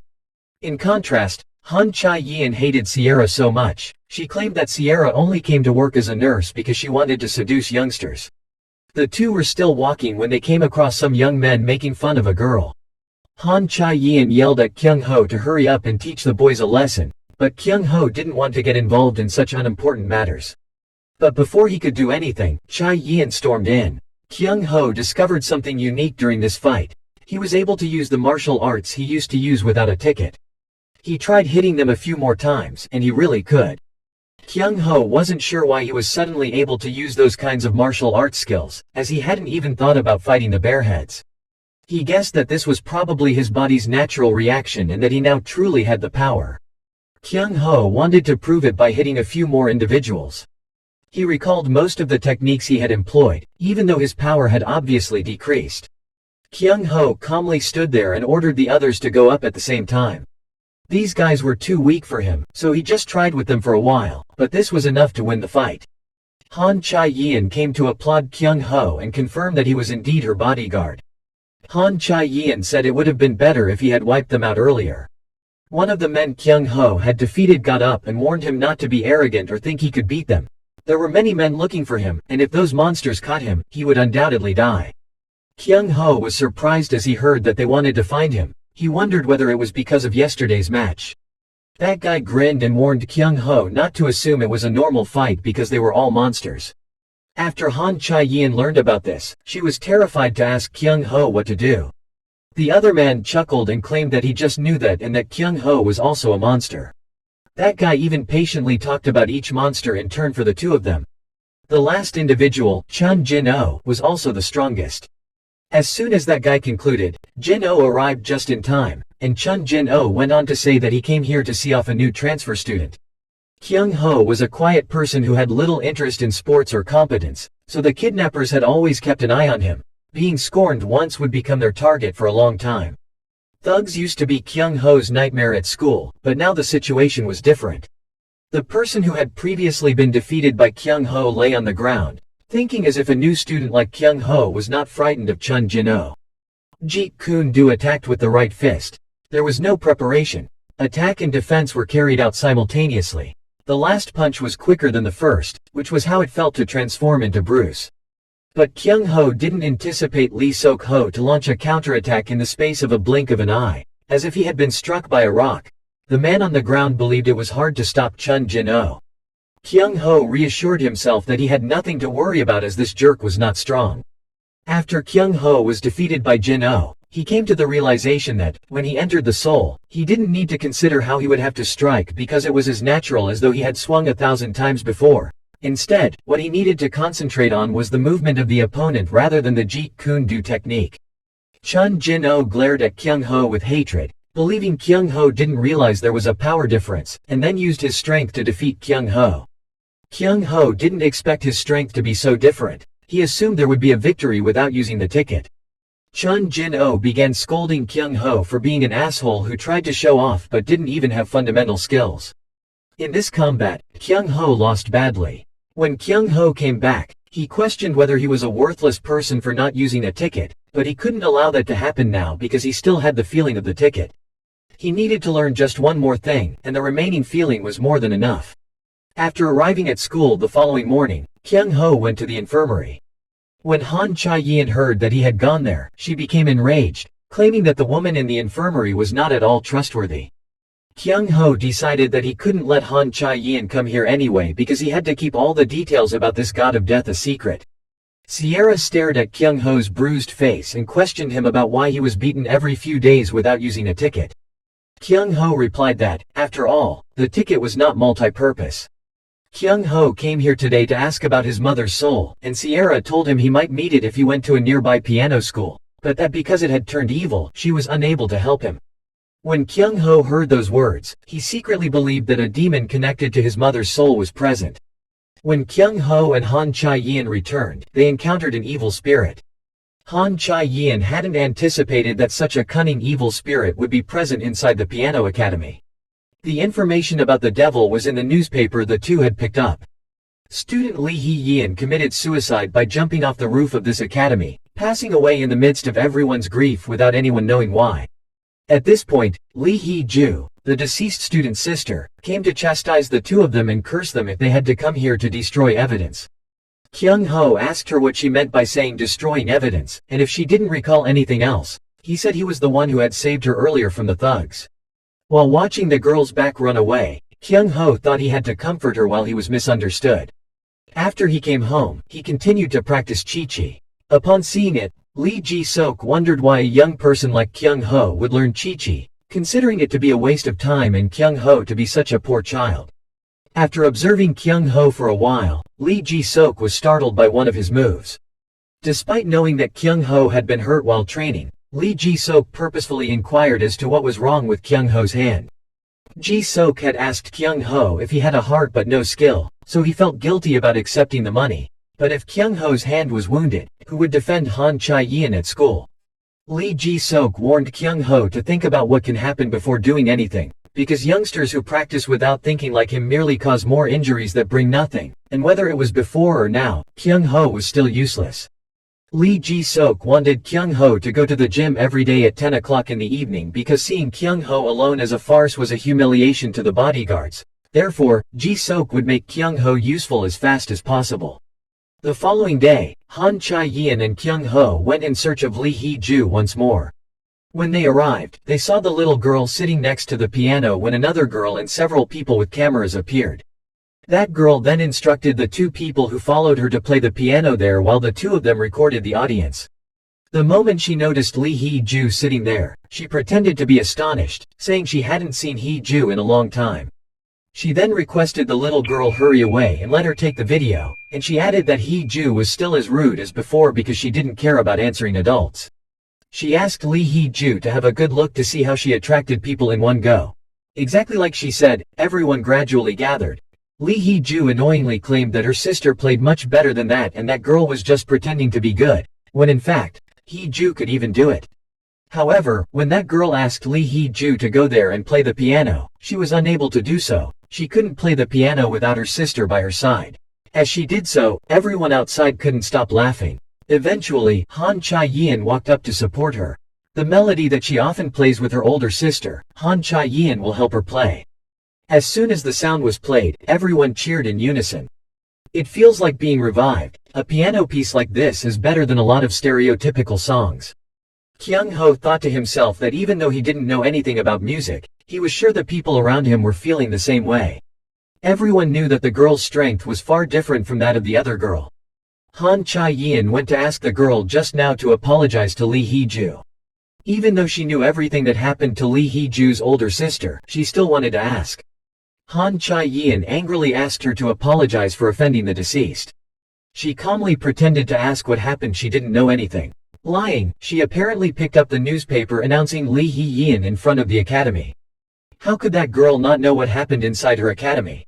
Everyone around heard it and was also surprised. What a joke. If so, it's all because she messed with that girl and pretended to be the victim. A few angry people began to curse. It was too disgusting. Just now, what did she say about humanity? What capacity? It turns out that if you're not mean, you're also empty-headed. These words made the other girl blush and quickly leave. After everyone left, Kyung Ho asked Lee Hee-ju about her older sister. She said that her sister is very good at the piano, so she wants to learn from her sister. Every day she will sit next to her to teach her, but the time to practice together is decreasing. Lee Hee-yeon began to dress revealingly and interact with the delinquents. Just like that, suddenly Lee Hee-yeon had strange expressions. A week later, her sister jumped from the building. The police also investigated those bastards, but due to no evidence the investigation ended. After hearing the story, Kyung Ho went to look for the Lee Sok-ho girls at school. As soon as he saw you coming, he sent someone to call a few more people to calculate the story just now. Kyung Ho asked them why they called people, then the better he would ask them all at once. Without waiting for people to arrive, they rushed to attack Kyung Ho. Pointing to the attack Kyung Ho had defeated on himself. Even if it was just a little, it was certainly the captain Lee Ji-sok who helped him. He had only trained him so much, but when he faced these high school students, he really felt the difference. He recalled the words that Lee Ji-sok had taught him. Basic techniques are the most important thing in martial arts, only having it can continue. So do not use Muhammad Ali's moves, tactics, and techniques that he himself has not mastered. Although not perfect, this technique should not be thought of as borrowing the power of spirits.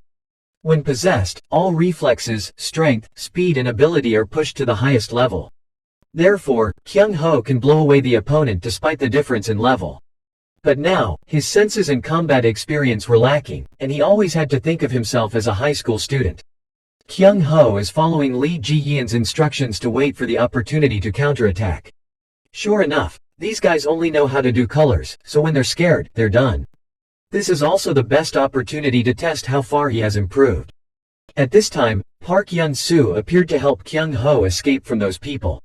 The two discovered that they were both investigating Lee Hee-yeon's case. Park Yun-soo told him that if he had anything to ask about Lee Hee-yeon, just meet him at school. On the way back home, Kyung Ho and Han Chae-yeon meet the codename Viper again. He is also the guy who went around Han Chae-yeon's house and was caught by Lee Ji-sok and injured him. A monstrous human being wrapped around his hands. Kyung Ho quickly notices the tattoo on his arm, which is a tattoo that all bodyguards must remember. Han Tae-yeop said it was very likely that the tattoo was their symbol, and anyone who saw this tattoo should report it to him quickly. Now that I see Kyung Ho's tattoo again, I'm sure he's on the same side as those bastards. Kyung Ho wonders if it's just him today or are there other guys ambush. He had no choice but to pull Han Chae-yin to run fast. He didn't know how he got here if the information was leaked to the outside, but it didn't matter now. It's possible that there are other guys in ambush around. He did not know when or where they planned to kidnap Han Chae-yin. So the safest option now is to quickly go to a crowded place. But the two people ran not far from the guy who chased him. He asked them if they were playing a game of chase. Kyung Ho knows this guy can't be joking that he's different from the others. Before he loudly called Han Chae-yin to hurry to the crowded place here, it was too dangerous. She didn't listen to what Kyung Ho said, but sprayed pepper spray in his eyes. He angrily said that it would be better to run away, a young lady of a tycoon, to be so stupid. Kyung Ho went up thanks to that, and you realize that he has many loopholes. He took the opportunity that he was still negligently attacking his stomach for Han Chae-yin to run away. Even so, he was not angry, but laughed and said that you were interesting. Kyung Ho now needs to determine how many of them there are. Moreover, as long as Han Chae-yin can escape alone, he is relieved. On the other side, Lee Ji-yin is still thinking about this guy. Although his hands are tied, his flexibility and reaction speed are on another level. Not only that, but the most worrying thing is that he learns martial arts to kill people. At this point, he was beaten to the ground by Kyung Ho. He wanted him to tell him before he got hit. He is an extremely bloodthirsty person. He is the one who made a grudge with the mafia abroad. But one thing is for sure, his ability can kill that mafia alone with the nickname Viper. In particular, he does not need any other compensation, other than enjoying the fear of his opponent. Viper's ability is enough for him to infiltrate the mafia headquarters and kill the leader by himself. Now Viper didn't expect him to be defeated by a kid with just one punch. He was wondering if his ability was better than that of the school captain. This can't be ridiculous when this kid is just a bodyguard. No matter how good Kyung Ho is at fighting, according to him, he can't be better than the captain. Viper decided not to despise the enemy anymore, as long as he didn't get killed. But again he was beaten mercilessly by Kyung Ho. Viper discovers that Kyung Ho is a non-trivial person, different from the captain. Speed, technique, all are top-notch that a student can't have. It had been a long time since he had this feeling, meeting such a great person. Just like he had experienced dozens of battles, could this be the ability of a child gifted by a god? Kyung Ho now feels something strange. He must quickly destroy this guy and eliminate the consequences later. Strangely, no matter how many times he was beaten, he still kept the smile on his face. Kyung Ho couldn't help but ask him why he was smiling like that, if he had called in more teammates. Again he smiled and replied that he was not, because he was very interesting. After fighting for a while, Viper decided to untie the chains that bound his hands. Kyung Ho couldn't believe his eyes. He was able to open the chain by himself with strength. Viper says now he starts playing for real. Kyung Ho discovered that after being attacked, his speed did not slow down at all. Breaking the chain, each movement combines together more naturally than before, and the speed is also different from before. Viper kept saying interesting, first time he met such an interesting kid. Although he has faced many people, Kyung Ho's whole body exudes a different look. Even when facing a Muay Thai master or when meeting the mafia. Those guys are all trained in martial arts methodically, and they will fight stably within that framework, without the original human emotions. But Kyung Ho right in front of him is different. He is a monster. Viper said the warm-up was over. It's been a long time since he'd been able to relax, so his whole arm was numb. He tells him that he finds him very interesting and is the strongest of the men he has ever faced. So he was a little curious if he would beg for forgiveness like a normal person. Will Kyung Ho be like the Muay Thai master, feeling empty and broken or bursting into tears like the mafia? Kyung Ho said he has adapted to it now. It took him a long time for his soul to adapt to his body. During the battle he observed that he wanted to end the battle as quickly as possible. Viper asks if Kyung Ho is exhausted. His strength keeps decreasing. He asked what kind of person he was and why was he still sober after being beaten like that. Viper says that wherever he goes, people will die. The matches only end when his enemies lie down. Their living situations are different, and he admits that Kyung Ho is a very strong person. But now he will limit you, then hook the key to the chain using it as an offensive weapon. When using a chain like this, he gave off a killing intent that scared people to the point of getting goosebumps. Kyung Ho is not afraid to die to pull the chain. After extending the distance so that he couldn't get close, he wanted to apply pressure from afar. At this point Viper could only utter one word. This kid seemed fearless. Kyung Ho thought Viper was beaten so badly that he could still get up. Maybe he wanted to be beaten to death. Kyung Ho doesn't know what to do next, his arm is already broken. Viper asked him if he wasn't afraid of death, he sensed that he wasn't. It didn't matter to him whether he lived or died, but he couldn't die yet. He said you died with him, it was too easy so far, you're the most different from everyone he has met. Kyung Ho said that if there was that difference, then he was the one who prepared for death a long time ago. Viper told him, saying that would only make him even more interested. At the same time, he thought that there was no need to take a big risk now and get nothing, he could kill him slowly in the future. Seeing him leave, Kyung Ho felt lucky, his arm was broken and he couldn't even try to hit him again. When Kyung Ho woke up again, he was inside the hospital with Han Chae-yeon. Fortunately, his arm was only broken, not broken like he had thought before. When Lee Ji-sok returned home to see Kyung Ho's arm, it was quite uncomfortable. Kyung Ho lied because in school he fell and broke his bone. He started scolding Kyung Ho and asked him to try to protect the lady. As a bodyguard, you can't take care of yourself, you can't fall anywhere while going to school. Lee Ji-sok felt powerless and asked him to hurry and focus on curing him. He suspiciously asked if he had run into a beggar with his arms tied. These days he's been hanging around here, if you meet him, don't be foolish to fight. Lee Ji-sok agreed. After returning to his room, he tore the ticket online to find information about that guy in the organization, but an hour passed and he still had not received any valuable information. Viper on the other side immediately contacted Park Yun-soo, the head teacher of the two of them, to find a way to deal with Kyung Ho. Park Yun-soo planned that if he took advantage of the thugs at school there would be no problem. He will also try to get the two of you closer to the school without anyone noticing. It all revolved around money, he realized years ago. After his parents died, the inheritance of 100 million won was too big for him, and it was also difficult to say that wealth was not important. Money can make up for all his lack. Not long after realizing that money can help him with everything, Park Yun-soo went bankrupt within 3 months.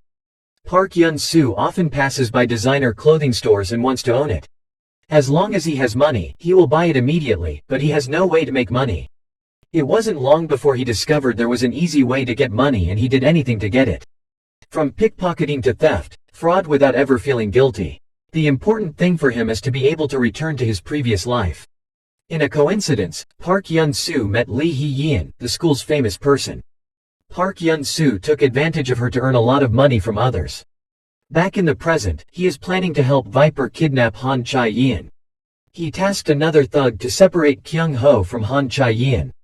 But absolutely can't let anyone see, he will cancel the entire contract if someone sees with the other person. In order not to be discovered by anyone, they decided to wear masks. A week later, Park Yun-soo sent a text message to Kyung Ho. The content of the message was that he had finished his investigation of Lee Hee-yeon, but there were still a few things he needed to confirm. Immediately after receiving the message, both Kyung Ho and Han Chae-yeon escaped from school to find him, accompanied by Lee Hee-ju, Lee Hee-yeon's younger sister. Han Chae-yeon feels lucky that thanks to the president, they were able to solve the accident. Lee Hee-yeon was sure that she had something to do with gangsters. The little girl said she would find them all and do as they did. Park Yun-soo looked at the two talking and told them not to get too excited. Han Chae-yeon asked him why, didn't he already figure it all out? It's almost as if the evidence and witnesses are there for him to confirm. Park Yun-soo urged the three of them to listen to the witness directly. He arranged for the three to meet the person who used to date Lee Hee-yeon to talk. In his heart he thought they were a bunch of idiots, of course those messages were arranged by him. Park Yun-soo said that according to his investigation, this is all true. Although it is a pity, but to come to a conclusion, Lee Hee-yeon has actively dated many people. Lee Hee-ju, after hearing it, didn't believe in the truth and quickly ran away. Not long after that, a group of people came to beat Kyung Ho. At this time, he did not know that this was Park Yun-soo's plan and handed Han Chae-yeon to him. On the other side, Lee Hee-ju recalled the content of her sister's text messages on the phone and felt that something was wrong. She quickly went to find Park Yun-soo and wanted to tell him about this truth. Park Yun-soo lured Han Chae-yeon into an old warehouse and locked her in there waiting for someone to come. He went outside to make a phone call to announce that he had successfully separated Han Chae-yeon. Now he can only call his uncle to come and trade. Lee Hee-ju stood nearby listening to all the conversation. She worries about what happened to Kyung Ho and Han Chae-yeon. Next, she heard him say that after this case, she will receive more money than Lee Hee-yeon's case. When Lee Hee-ju heard this, she knew that everything was made by Park Yun-soo. The girl raised her weapon and wanted to hit him from behind. After regaining consciousness, Lee Hee-yeon found herself inside a large warehouse. Lee Hee-yeon yelled at them. She knew they were related to her accident. She told them to wait. When she got out of here, she would report to the police to arrest them all. Lee Hee-ju also remembered each person's face clearly. She would spread everything so that they couldn't raise their heads. Park Yun-soo calmly said that if he reported it to the police, it would be a big deal. Then he has no choice but to deal with the person who reported the crime. After saying that, Park Yun-soo went to beat Lee Hee-ju non-stop. The girl asked him why he was treating her sister like that, and the text messages were fake. Park Yun-soo heard this and immediately gave Lee Hee-ju many pictures. It's true that he faked the text, but wasn't she going on dates with the other guys? He jokingly said that Lee Hee-yeon was so stupid that she didn't know anything about life, which was appropriate to take advantage of. Lee Hee-yeon is crazy about the piano, but in the end she said she would use it again, because it made her unable to play the piano anymore. But how could he pass up such a good opportunity? Park Yun-soo didn't expect a gentle person like Lee Hee-yeon to suddenly go crazy with him because he couldn't play the piano with his sister. And Lee Hee-yeon's death was simply an accident. Lee Hee-yeon also told him that he wanted to send his sister to a music academy. Park Yun-soo looked pitiful and didn't know what to do. Lee Hee-ju now could only shout for help, hoping someone would hear. Park Yun-soo angrily kicked the little girl. If he wanted to meet her sister so badly, he would help her to meet her sister right now. Kyung Ho suddenly kicked in the door, holding the phone that had recorded everything Park Yun-soo said. At the school besides Chun Jun-oh, there is another freshman who is very noticeable. Although Lee Pyung-yoon has the ability to fight, but because of his violent nature, just by passing him by, he made everyone change sides and shed blood. But no one can imagine the scene Kyung Ho and Lee Pyung-yoon are happening right in front of their eyes. Kyung Ho's strength is overwhelming to the point of unbelievable. Lee Pyung-woon didn't even respond to a blow. Park Yun-soo told the people there to have nothing to fear because there were 18 of them. No one other than Chun Jin-oh can fight that many people. Park Yun-soo stood outside ordering a crowd to quickly attack. Someone noticed that Kyung Ho only used one hand to attack and asked the others to aim for the other arm. Someone walked up and asked Kyung Ho if he didn't use the arm, why would he take it off? He didn't answer him, but focused on fighting, and in the blink of an eye, 5 people were killed. Park Yun-soo angrily asked what those idiots were doing. How many people here couldn't beat him? Park Yun-soo once again loudly called for those people to hurry up to retrieve the recording file, but no one dared to come up. Park Yun-soo looked at Chun Jin-oh, who was still calmly playing with his phone, wondering if Jin-ho wasn't angry at the waste of time. Park Yun-soo feels lucky because Jin-ho isn't paying attention. Kyung Ho tells them you don't have time, if they don't come up you go. After finishing his words, Kyung Ho consecutively defeated the rest. This is clearly not the ability of a high school student. Even Park Yun-soo did not understand the situation. Chun Jin-oh goes to stop Kyung Ho. He says this is not something that can be learned in 2 weeks. Chun Jin-oh misunderstood Kyung Ho, who was deliberately hiding the technique until now. Kyung Ho realizes that when he can get close, he has to close. The first punch Chun Jin-oh received was also when Kyung Ho's hour timed out. He tried to recall what Lee Ji-sok had only told him to win against a professional karate player. He once said that just practicing for a few weeks can't beat a professional player who has trained for 10 years. However, if he had a chance, there was still a way to win, thinking that Kyung Ho continued to approach and fight. Now he didn't have much time to think anymore, the opportunity was only now. This was also the first time those people saw Chun Jin-oh being overwhelmed. Park Yun-soo didn't expect a monster like Chun Jin-oh to lose, he was thinking about running away. Chun Jin-oh can see that Kyung Ho wants to end it quickly because of his injured arm. But he was really no longer a normal high school student in his eyes. Even though he was attacked so fiercely, he still had to protect the place where he was hit. Kyung Ho once heard others say that Chun Jin-oh's father is the best karate master right now. He had been beaten by his father since he was a child, so now those attacks have no effect on him. Kyung Ho thinks if that's the case, then the way to break through his defense is the spot where he was hit. Chun Jin-oh told himself to wake up quickly, just now panicking because he was hit by a sudden blow. But now Chun Jin-oh has seen an unusual point, his fighting power is completely different. Apparently Kyung Ho's first direct punch was stronger than his father's. Then there's the pose of clumsily mimicking karate. After Chun Jin-oh discovered this fact, he concluded that he was just learning. He told Kyung Ho to stop acting and try harder, and then there were many words of disdain. Kyung Ho pulls out his side to tear it again, but he changes his mind. For these guys he doesn't want to use the card. Kyung Ho once again used the skill that the previous tickets gave him. Lee Ji-sok taught him how to be faster, more agile, and how to hit more accurately. Lee Ji-sok was once angry that Kyung Ho's strength was not enough to protect the lady. At the same time, another bodyguard accepted his instruction to boxing. At that time, Lee Ji-sok thought that just because the guy had that tattoo, he couldn't rest assured. If Han Chae-yin was attacked, he was afraid that Kyung Ho could not stand it for 10 seconds. Lee Ji-sok expected a lot from him, but now he doesn't know what to teach. But unexpectedly, when Kyung Ho learned boxing, he constantly received many compliments from the other bodyguard. Currently, Kyung Ho is using those moves to fight with Chun Jin-oh.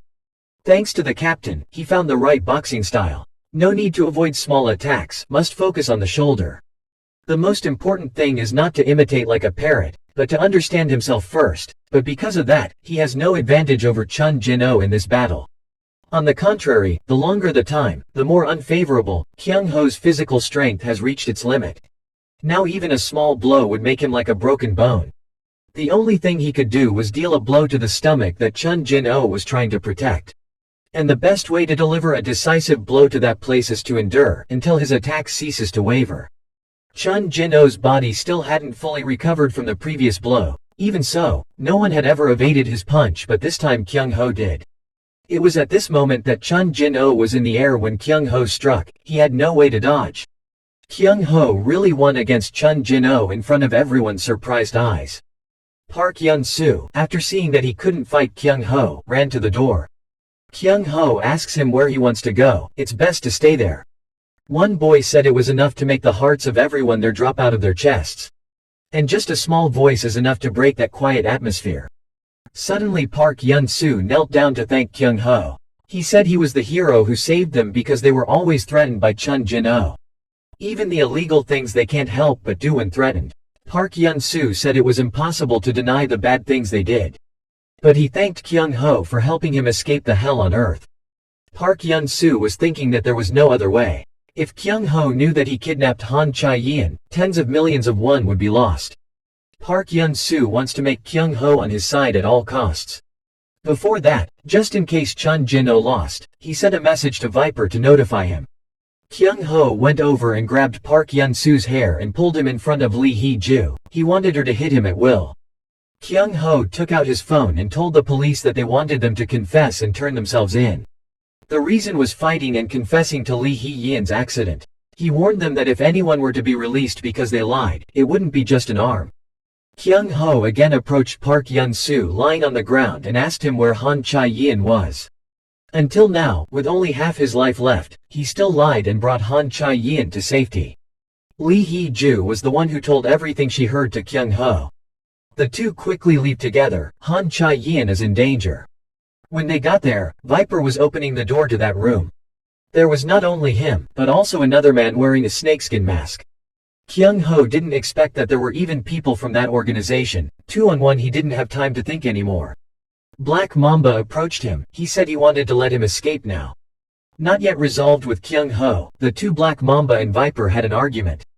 Viper asks him if he wants to take his upper hand. Why is he showing up now?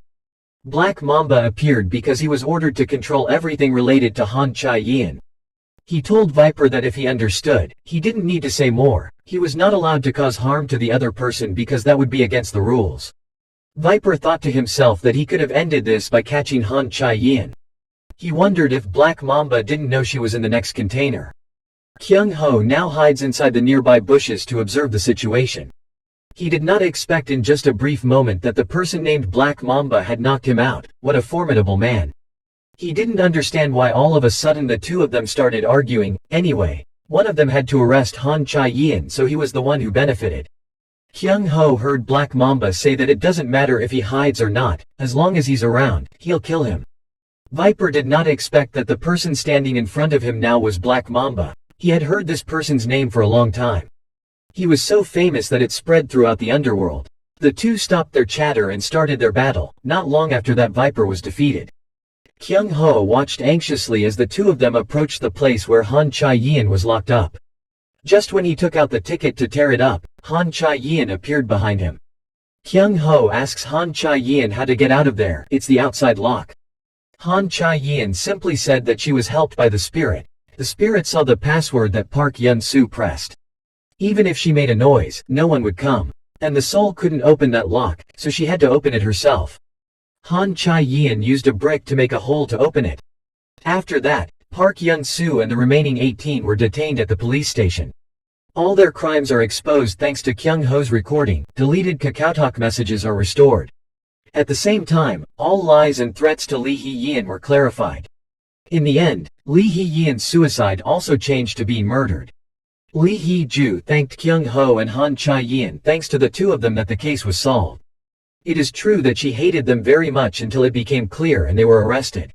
Every day Han Chae-yeon thought how good it would be if she could get them to the station. Only then would she be able to get out of the suffocation. But now Lee Hee-ju feels uncomfortable for some reason. Kyung Ho tells her it's because the person most important to her is no longer there. Because her older sister was gone in the first place, even if she caught them, she wouldn't feel comfortable. When he called this matter, the two of them couldn't help her, so she had to deal with it on her own. If Lee Hee-ju stays here looking for the deceased, the depression will only get worse. This is also the shortcut that leads people to go crazy. Kyung Ho advises her it's best to just let it go and not try to forget it. Then the two took her to the piano academy where her sister used to study. Han Chae-yeon tells Lee Hee-ju about her ability to see spirits. Through Lee Hee-yeon's soul, Kyung Ho also inquired about her mother's soul information. After asking, he angrily went to find Sierra. It wouldn't be her who tricked him and left. When he opened the door, before he could say anything, Kyung Ho was taught a lesson. Sierra once said she wouldn't allow Kyung Ho to be rude to her. She's even 500 years older than him. Kyung Ho apologizes to her because he is not awake. Sierra is also a god. He is so angry right now that he does not notice. Kyung Ho thinks to herself that since she's here, there's no such thing as a scam. Sierra says there's only one reason for him to come here. She asks if the spirit has nothing to do with his mother. Kyung Ho recalls Lee Hee-yeon saying that she had seen his mother for a long time but now she doesn't know where. Kyung Ho is disappointed. He thought he could see his mother again this time. Lee Hee-yeon said she felt his mother was a very special person. When she died, resentment and anger made Han Chae-yeon not know what to do. She wanted to forget about it but couldn't. At that moment, she met Kyung Ho's mother. She told her that she listened to her. It wasn't a grand or flashy statement, but it made her feel comfortable and let it all out. She was really amazing for a week and didn't stop listening to Lee Hee-yeon. Although she said nothing, she felt extremely relieved and sometimes asked her about the future. Lee Hee-yeon remembers that she mentioned him a sentence. She said that her son hates humans. On the other side, Lee Ji-sok is constantly investigating the name with the snake tattoo. They eventually found CCTV containing a video of him fighting, of him chasing a man down an alley. Lee Ji-sok did not expect Kyung Ho in the video. The next morning Lee Ji-sok gathered all the bodyguards. Kyung Ho did not know what the reason was. He started talking about the guy with the snake tattoo who died in the public toilet.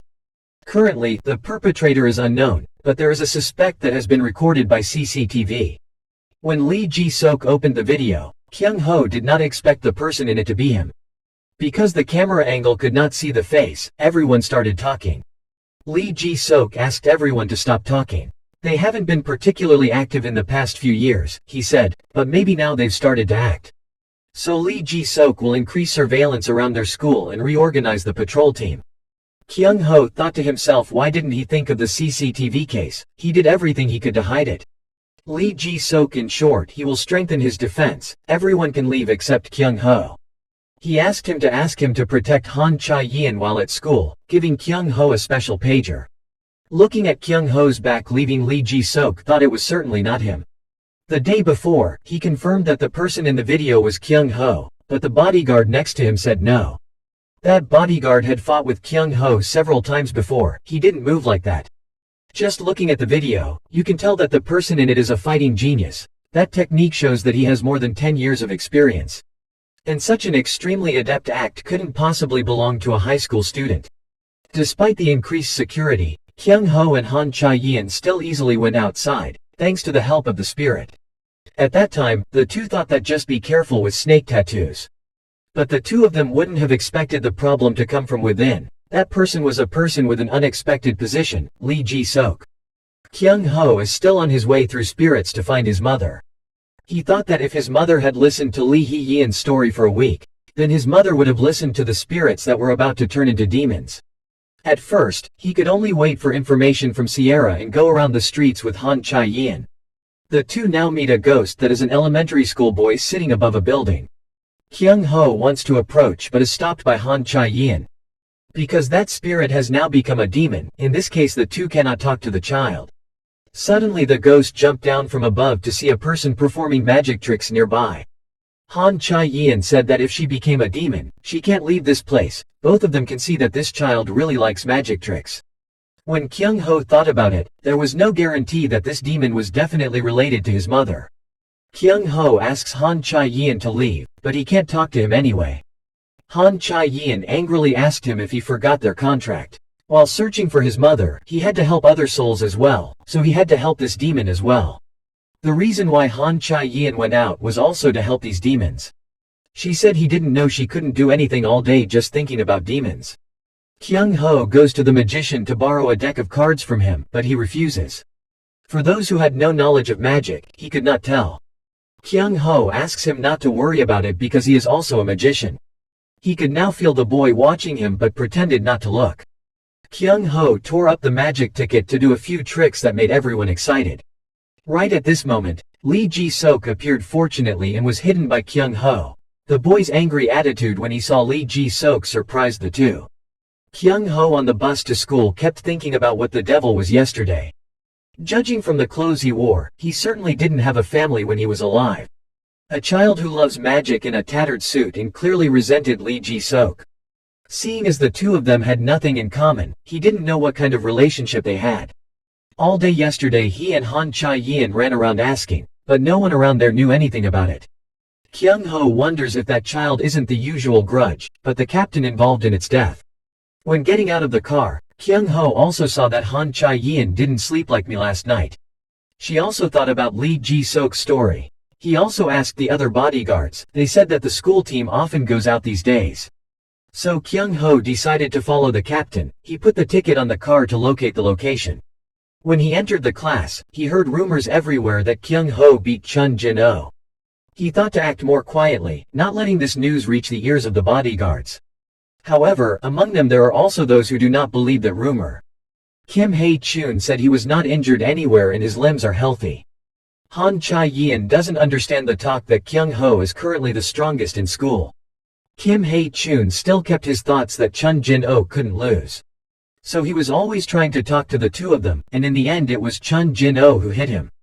The two discovered Lee Ji-sok's location and immediately went there to monitor, but did not expect that there was a camera in that area, causing the two to reveal their location. Han Chae-yeon asked the spirits to come inside to see the situation, but the spirits disagreed because there was a bad omen inside. In the end, the two went inside by themselves, and when they discovered the danger, it was too late to leave. A person named Taipan appeared to stop the two of them. Seeing that thing, they were not allowed to return. Before Kyung Ho could run away, they were suddenly attacked from behind. The tattoo on his body that he had seen at the time, was probably the same organization as the Black Mamba. Kyung Ho looked for Han Chae-yeon. Luckily she was still sleeping on the land next to it. Kyung Ho had countless unanswered questions and even Lee Ji-sok why he was here, but first he couldn't let them find the ticket inside his pocket. If they weren't from the Snake Tattoo organization, then he would take a chance and wipe them out. At this time, another person was brought into the room by wandering around. The person who just entered said that it seems that the people in this room are not on the same side. There are already 5 people walking around. That person asked the big brother if he was going to play the game again this time. If it was like this, the boss wouldn't believe it. The big brother looked at Han Chae-yeon and said he seemed to have seen her somewhere. Although he was not in charge, but before deciding to keep her locked up, maybe she was the person he was looking for. Kyung Ho feels lucky that he doesn't know, but he's pretty much determined that they're related to that organization. One of them looked at Kyung Ho and said if he still hasn't calmed down, he needs to wake up.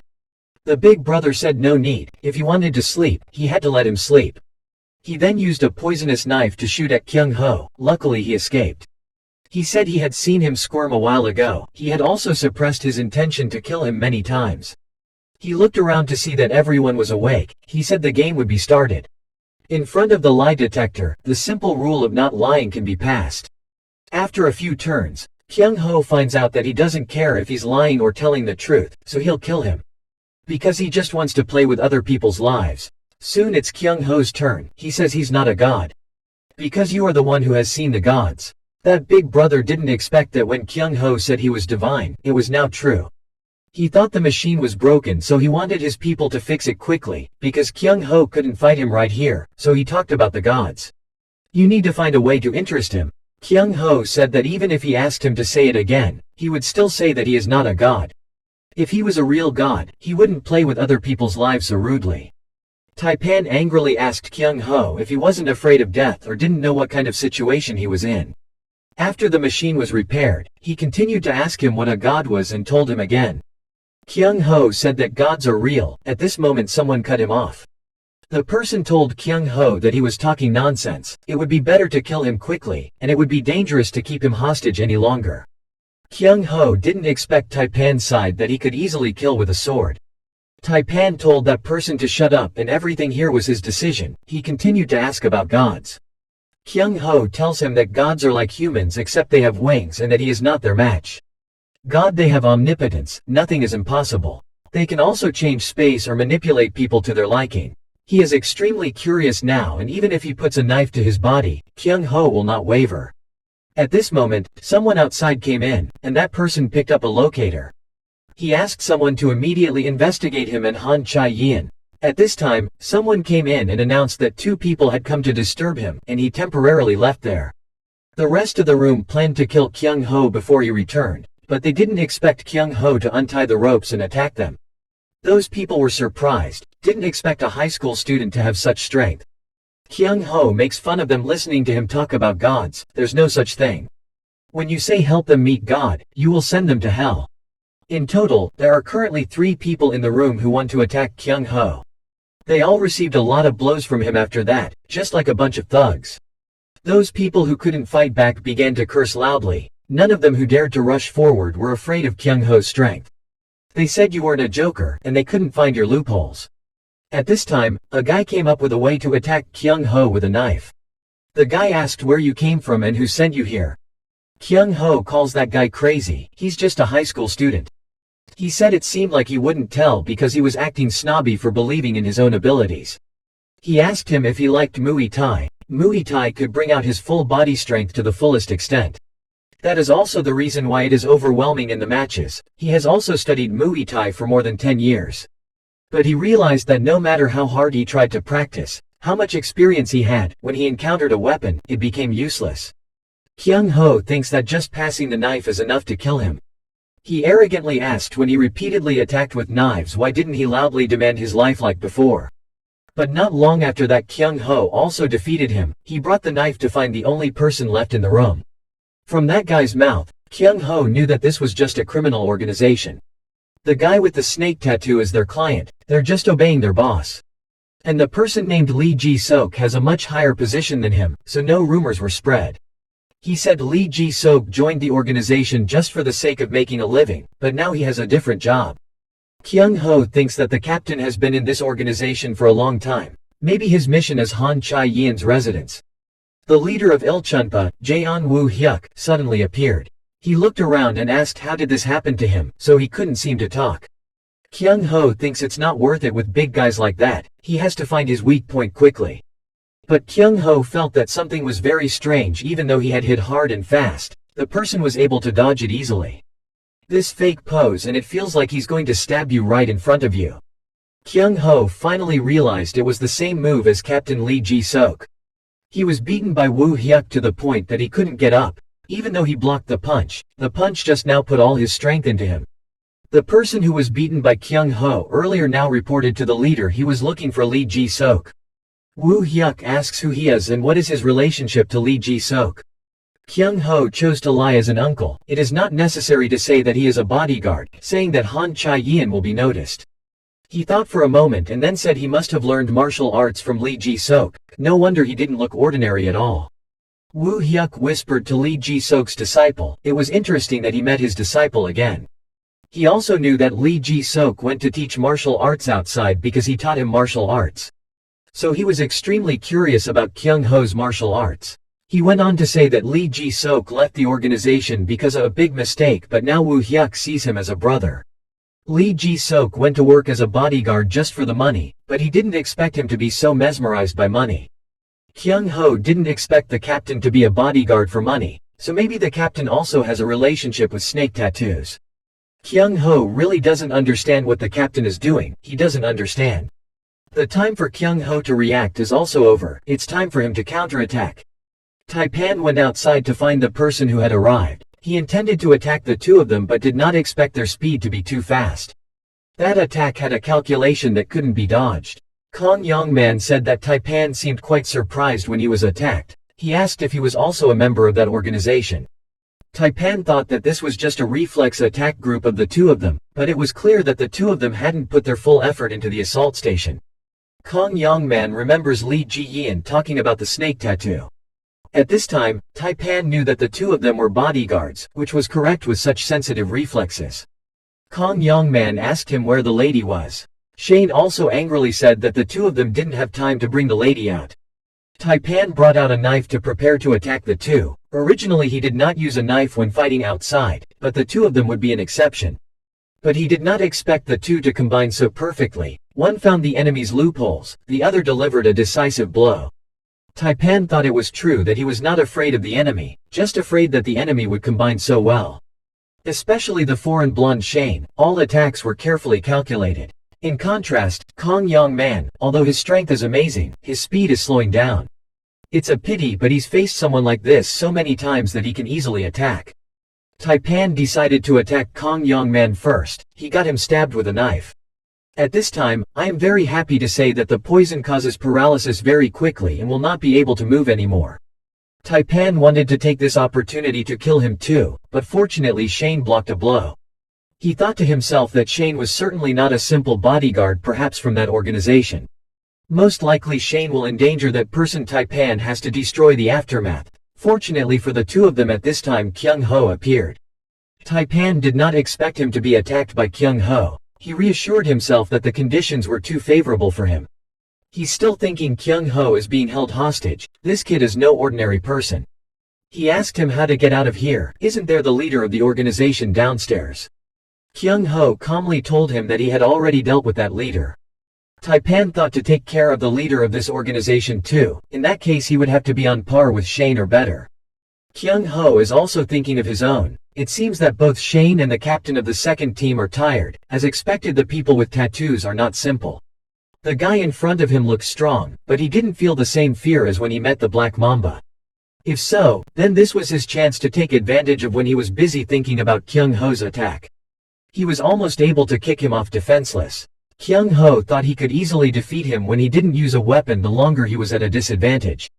The two only fought a little. He then tried to retreat. Before leaving, Taipan said Ya group has become much stronger than before.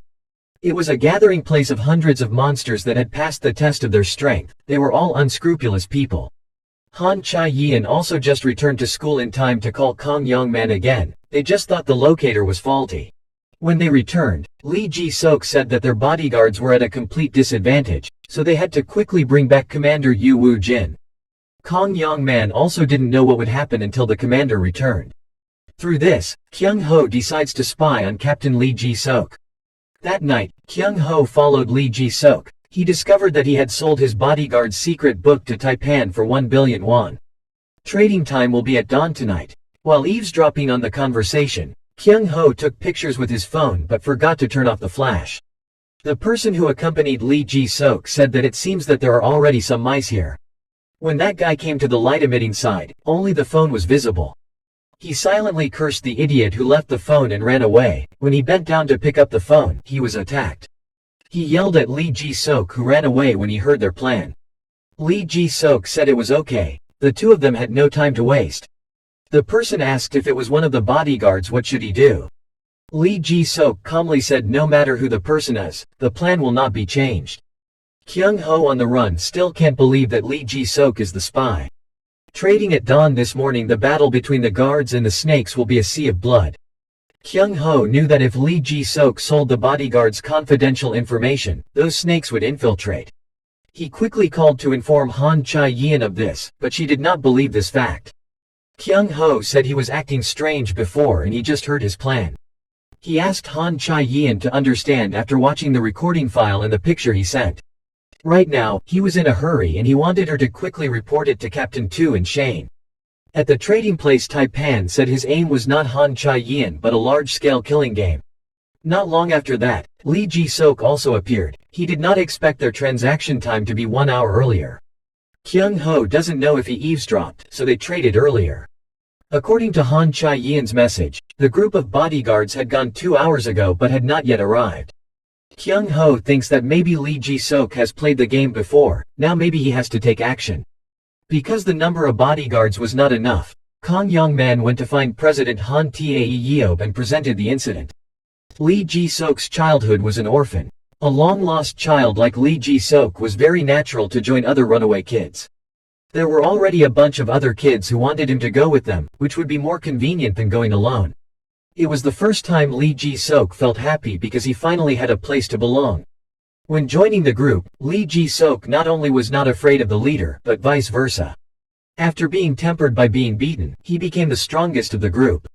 Then, based on the right and wrong that he determined, he defeated the thugs and received a recruitment offer from the Loan Association.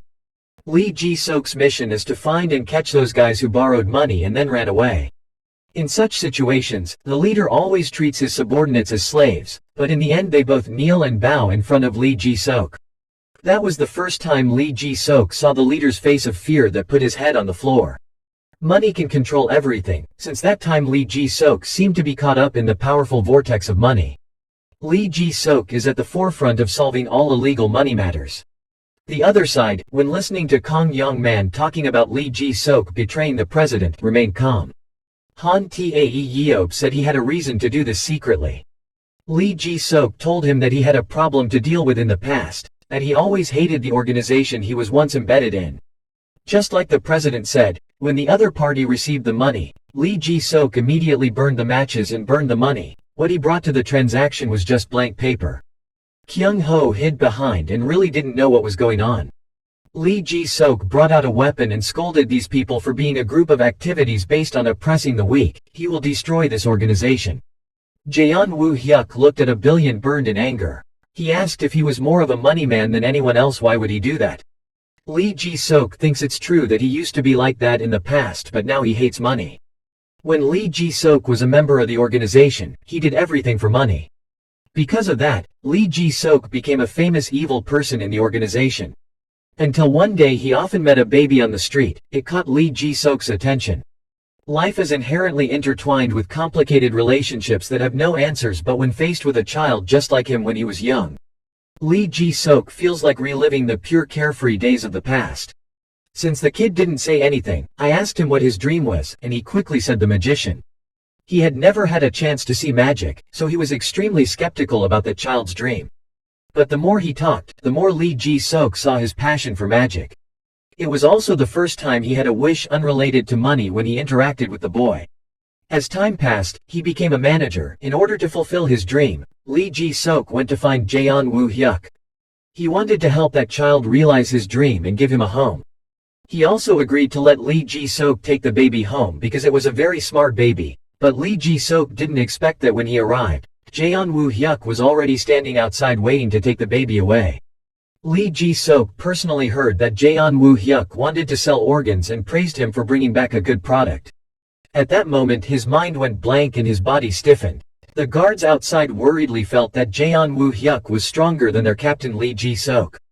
Another told them not to interfere in their affairs, just watch first. Woo-hyuk's people disdainfully said that they should come in and help. Anyway, the result won't change at all. That guy said that in the past, Lee Ji-sok was gradually demolished by the leader and kicked out of the organization.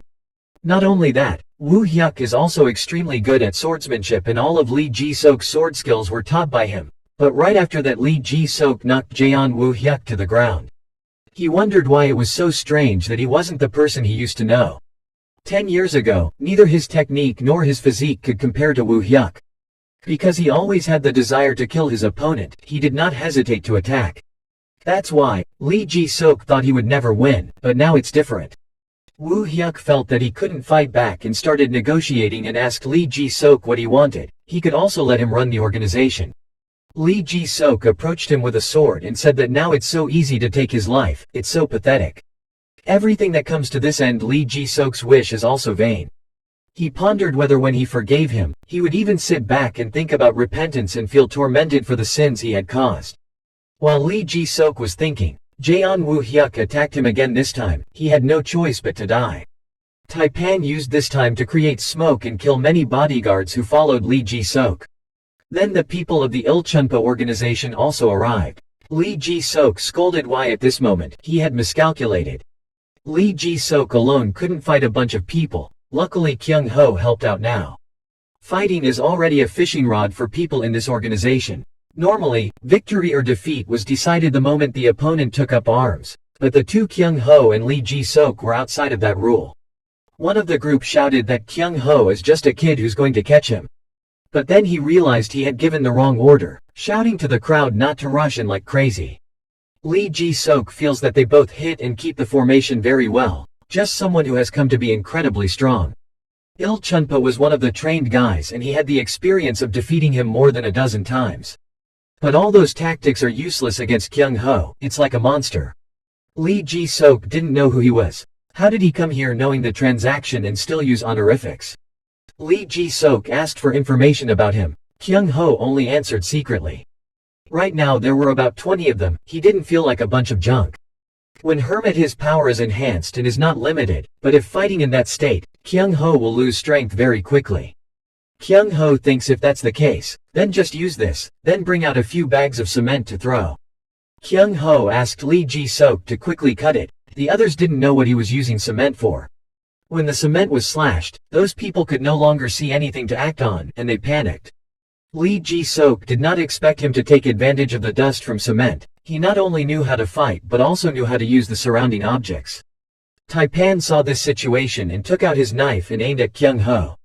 The two of them couldn't continue fighting in anticipation of Taipan's attack. Finally divided into one person to beat them all, Lee Ji-sok was the one to stop Taipan. Taipan saw Lee Ji-sok coming and said that he was busy and had to leave, but would not spare a minute to beat him. Before that, Lee Ji-sok went to see the president and asked if he could fight Ilchunpa and Snakes by himself without the other captain's help. Han Tae Yeob asked why he didn't ask the other captains for help. But the reason is because the information has already leaked out. The results of the investigation showed that one of the captains was most likely a spy. Currently, the scope of the investigation has been narrowed down to 5 people, including the captain. But even so, this is also extremely dangerous. The president wants to wait for Yu Woo-jin to recover before proceeding. Lee Ji-sok said that he couldn't wait for the general in charge to recover. He also had experience in fighting them. As expected when fighting, Lee Ji-sok learned that Taipan was stronger than he thought from dodging attacks to attacking. He suddenly discovered that he was fighting with only one hand now.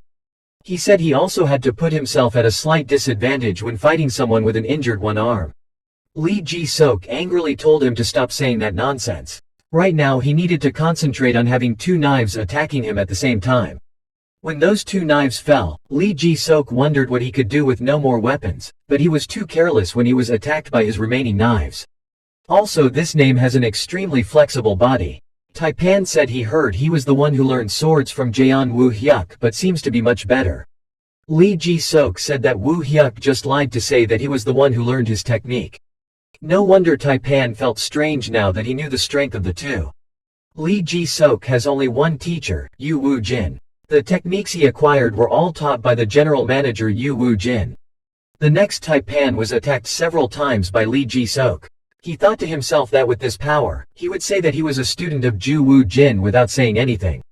The mysterious person with a snake on his body checked the books and said the amount of sponsorship sent was disappointing. The person asked who was in charge regarding Ilchunpa. The girl next to her said it was Taipan, who had lived for many years on the deserted island. When the other person heard it, he immediately remembered. He also had a rather special nickname, the God of the Desert Island. About 20 years ago in the Middle East, XX organization conducted an experiment on the villains of the deserted island. There are prisoners who are kidnappers and serial killers, and others for looting and killing police, but all of them have a common sentence of life in prison. The content of the experiment was, what if you release criminals on a deserted island where humans can hardly survive? Researchers will monitor the actions of criminals through cameras. They have put forward a lot of hypotheses for the outcome that will happen, of which there are 3 main points. One is to all join forces and become the most powerful predator on the island. The second is to divide into groups to find food and survive. Finally, hiding alone to survive. The team believes that this is the most profitable way that criminals will choose to survive. But when they returned to the island after 2 weeks, all the criminals had become prey for animals. Someone who watched the video said that they were not killed by wild animals, but killed each other. After that, the army mobilized and searched on the island. They sacrificed many people to find out the truth. The one who did these things was just a self-proclaimed 10-year-old boy, Taipan. Returning to the battle, even though Lee Ji-sok was poisoned, he still tried to fight against evil. Until Kyung Ho received the message he had defeated Taipan. Kyung Ho heard the news, after defeating the others, quickly ran to see the situation. But he couldn't believe that the sender of that message was Taipan, who wanted to lure him in. Kyung Ho agitatedly attacked Taipan, who said that the more excited he was, the easier it was for him to dodge. Kyung Ho himself did not expect that his body would be able to blow Taipan away at that time. Ever since he came here, he had felt something different in his body, completely different from what it felt like when he had adapted to his soul. Taipan did not expect Kyung Ho to be such a strong person. He felt so excited that he had developed a power so strong that he didn't expect it. He was sure that at this level, his promotion to captain was only a short time. Anyway, Kyung Ho is very good. Taipan has to give him a try. Kyung Ho is currently coming to the side to see the captain's injury. The wound did not appear to be very deep, but the captain's condition appeared to be extremely critical. Taipan says he should thank him as he didn't run into danger. Then he brought out an antidote saying that without this he would die sooner or later because he used poison. As soon as the poison enters the body, all the blood in the body is frozen. If left for a long time, the antidote will also become useless. Kyung Ho now feels extremely strange in his body. It is clear that when he borrows the power of Muay Thai, Taipan is still a formidable opponent. He wondered why his current movements were so slow or because he had gotten stronger.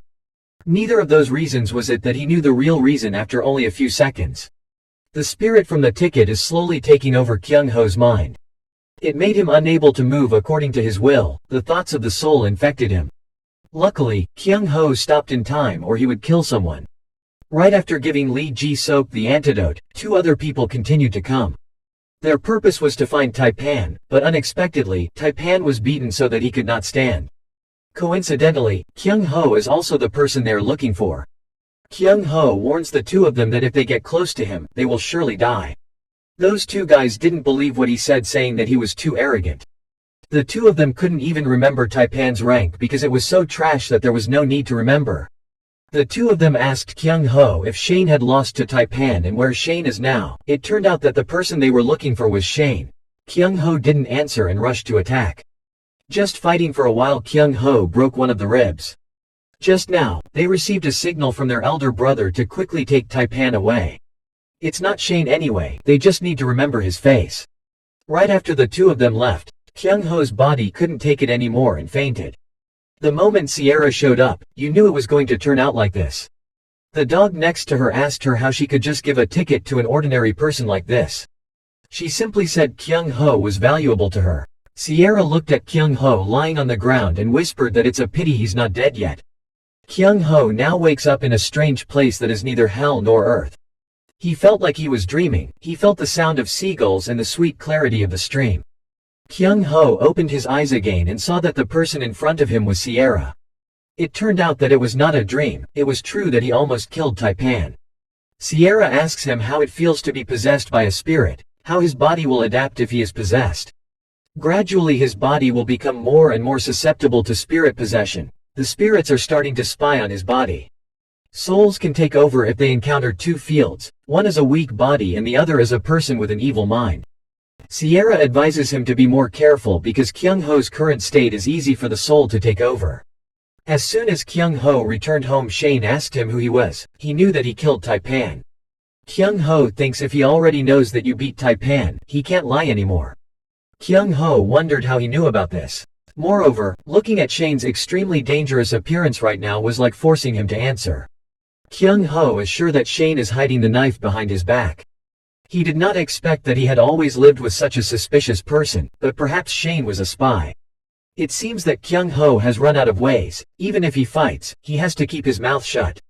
Fortunately at this time, Han Chae-yeon appeared and asked what the two were doing. Were they not going to the hospital? It seemed like Shane knew something, but since then he hasn't said anything to him. A week has passed, but Shane still refuses to talk to Kyung Ho, but he seems to be watching. But the more important thing of Kyung Ho and Han Chae-yeon right now is what to do to help the other child escape. Although the boy loved to show the two of them magic, he never talked to the two of them. The two only learned that the boy was first abandoned by his parents, ignored by the orphanage, and finally abandoned by the captain. Han Chae-yeon knew that the boy was very angry with Lee Ji-seok, but in order to escape, he had to clear the misunderstanding. There was no other way, but Han Chae-yeon could only go see Lee Ji-seok and tell him about the boy. After learning about the existence of the boy's soul, Lee Ji-seok rushed to that place. Han Chae-yeon believes he can do it because he's a good person. Child spirits often follow good people. Around Lee Ji-seok there are many children. Lee Ji-seok talked a lot to the boy's soul but received no response, making him extremely disappointed. Unexpectedly, Chae-yeon called back at this time and said that the boy Jin's soul said he would teach him magic. When he heard this, he couldn't hold back his tears. Sierra finds Kyung Ho to say that he has found a clue related to his mother. However, this was also related to the bodyguards. She wanted him to try talking to them. The two still hadn't finished talking when Han Chae-yeon appeared saying that a teacher had come to find her. Then without turning around and pulling Kyung Ho away, Sierra used her powers to hand him a piece of paper. When he got out of the infirmary, Han Chae-yeon yelled and asked him what his relationship was with that auntie. Kyung Ho thinks it's true that no teacher calls him. She asked again what was his relationship with the teacher and kept whispering to each other. Han Chae-yeon angrily said that the bodyguards refused to do it, but kept going to the infirmary all day. Sierra standing above looking at the two people find it extremely interesting that they are jealous. Han Chae-yeon secretly thought that the medic would find him annoying, always clingy. Unexpectedly, when she entered the class, she found a letter on Kyung Ho's desk. Han Chae-yeon quickly hid the letter. After a while, a girl named Lee Ji-yeon in the next class was the owner of the letter. She asked Kyung Ho to let her know when she finished reading the reply. Waiting for her to leave, Han Chae-yeon said that if she received the letter, it would be a confession, but Kyung Ho is so busy that he still has time to read the letter. Han Chae-yeon said she was just helping him not to be distracted from work. From the information on the paper, Sierra took two people to the suburbs to find a girl named Choi Hai-ri. Unexpectedly, on the way, he encountered thugs who were bullying Lee Ji-yeon. He had to help. Not long after that, he met those thugs again, but their current target is Sierra.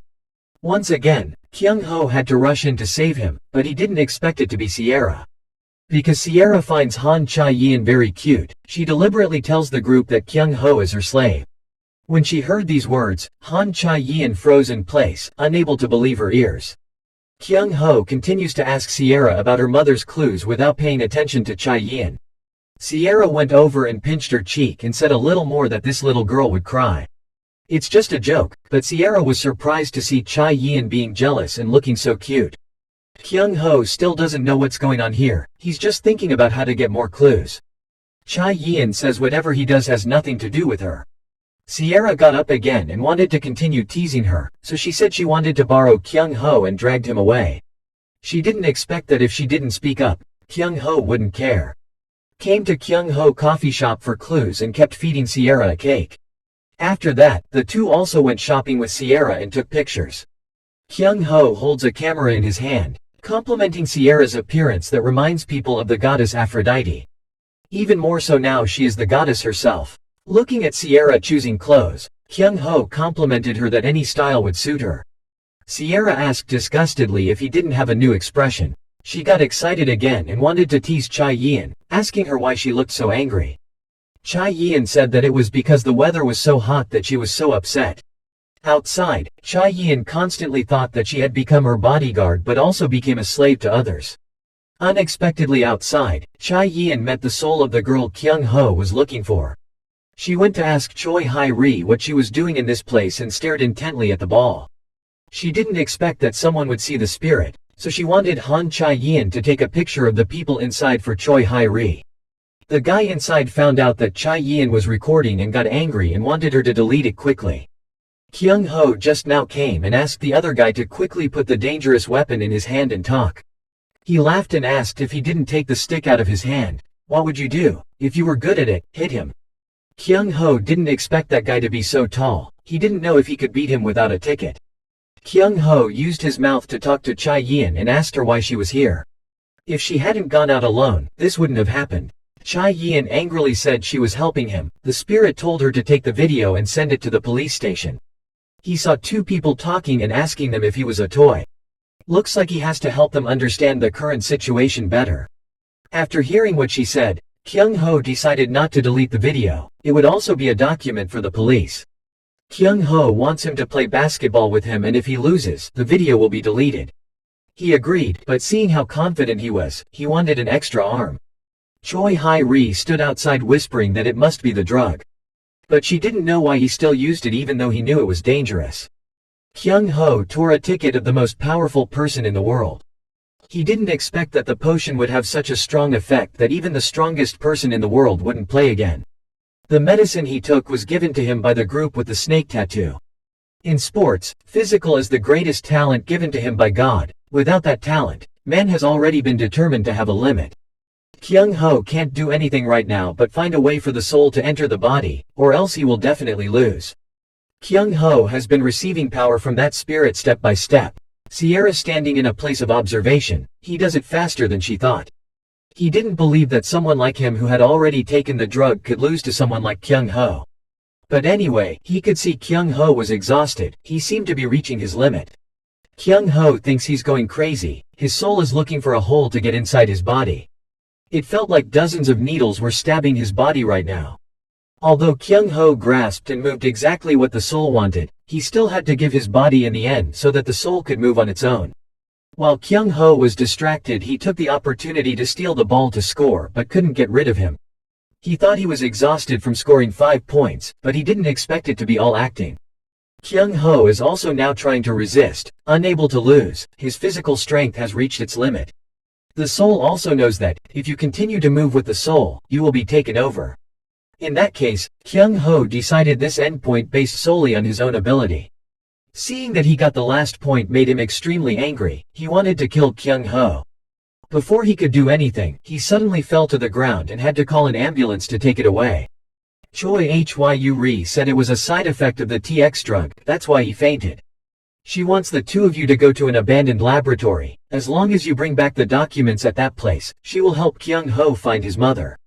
Because this place is a place where the spirits are afraid to enter, Choi Hai-ri does not enter with them. Little did the three of them know that the organization with the snake tattoo was also snooping on this document. The two people who entered this laboratory were larger than they thought.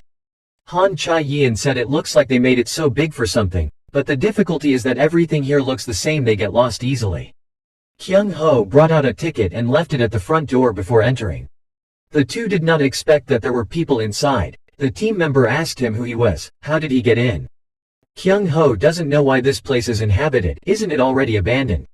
He cursed a few sentences because he thought this place was empty, so he left the ticket outside the door. Kyung Ho knows that if he didn't use the ticket, he wouldn't be able to fight these gangsters. One of them took out his phone to call someone and received a kill answer. Kyung Ho took advantage of the fact that he was still talking on the phone and pulled Han Chai-yin to leave. He was sure they weren't just one or two if they were surrounded. It would be very risky if he led Han Chai-yin to run out the door with him. The sound of them approaching Kyung Ho looking for a room for her to hide in. They wanted to catch the two of them at all costs thanks to the sound of footsteps and ran after them. Kyung Ho heard that they were close to catching up. He took out a coin and threw it downstairs to make a noise. When they heard the sound, they split in half and ran downstairs. Kyung Ho thought to himself now that the sound of footsteps had faded away, he had successfully dispersed them. After a while, suddenly a guy came from behind and grabbed Kyung Ho's neck. He said only one brat that the group couldn't catch. That big brother started scolding the people behind, asking if they knew what was going on. Although this place has been abandoned, there are still many rumors. Kyung Ho had already obtained the ticket and hid all of them in the dark. He made the big brother ask them who they were and why they wanted to kill him. He just said that when he was looking for a drug document, he was stabbed by a knife and died. At the same time, a few members of the JK assassin squad appeared. Kyung Ho thought just as he thought they were all here because of the medicinal materials. The assassins just now killed that guy because they dared to reveal the secret. Kyung Ho saw that the assassins who entered were also using the same drug as the ball player earlier. One of the three said he wasn't planning on taking drugs, but he didn't have much time. Kyung Ho felt that he could use this opportunity to try out his new ability. He was going to try to dominate the soul, but the soul didn't send any signal. Come to think of it, the spirit doesn't always signal first. Maybe even the chance to train him would be fine. Now he could only depend on his ability. Those people quickly caught up with Kyung Ho. He managed to deal with one. But it would be more of a risk if he fought two guys at the same time, no matter what potion they used. There was now one thing that he was certain of, that besides the increase in strength, this potion also came with risks.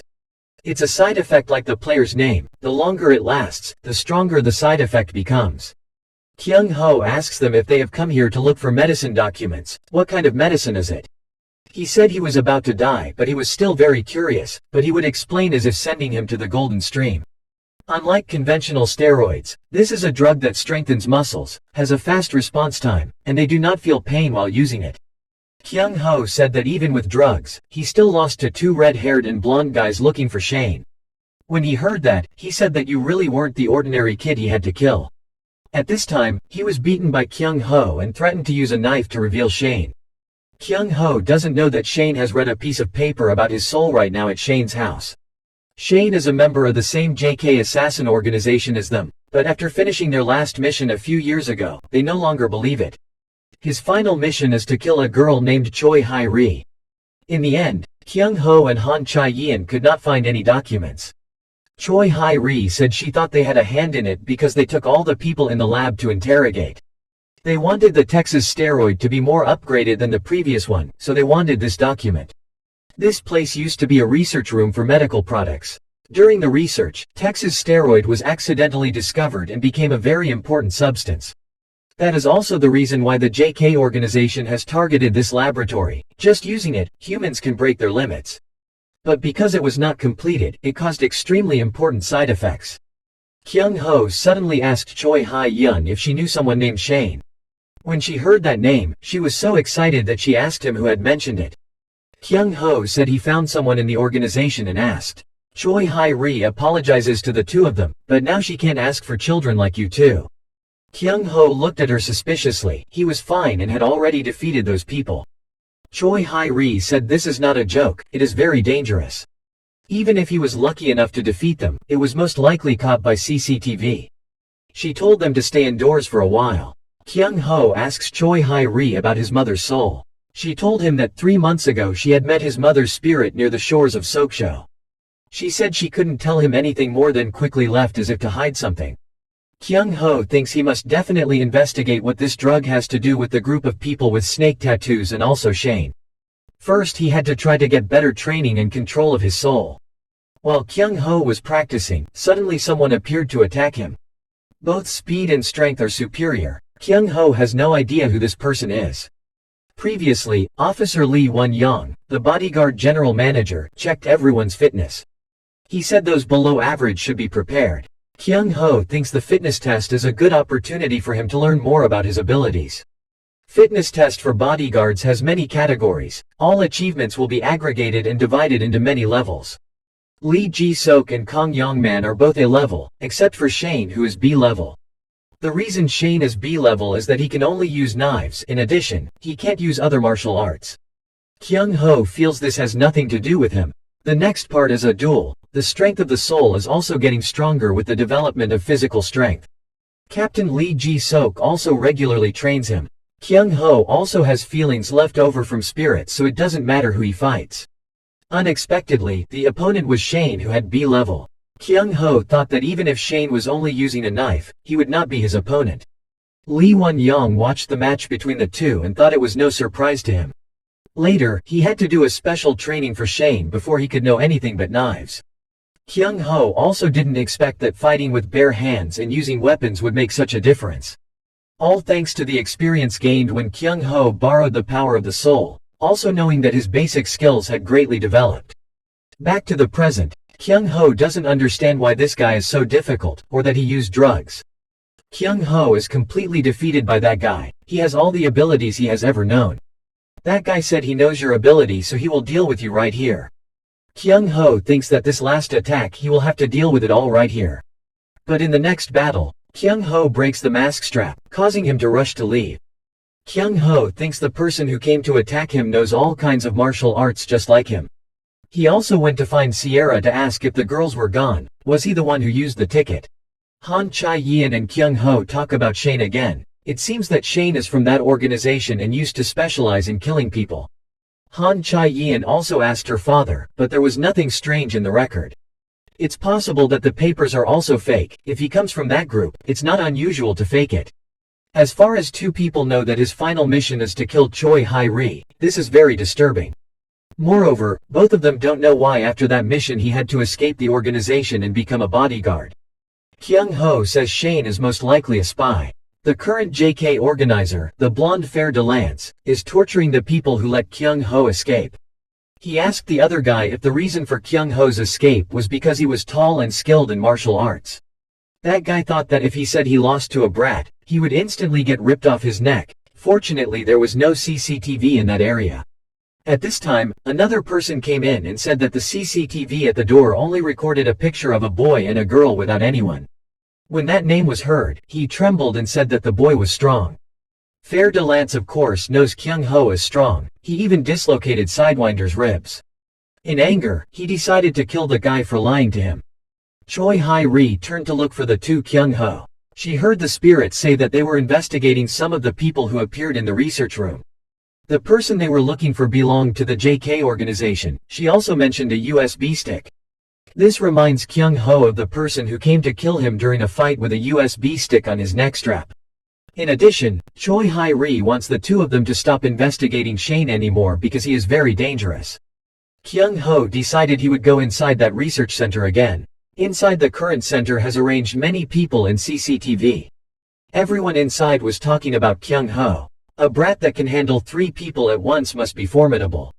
Everyone feels too scary. If they can't catch it, they don't know what to do. There are also rumors that the 3 people who confronted Kyung Ho were tortured to the point of being unable to walk for 3 months.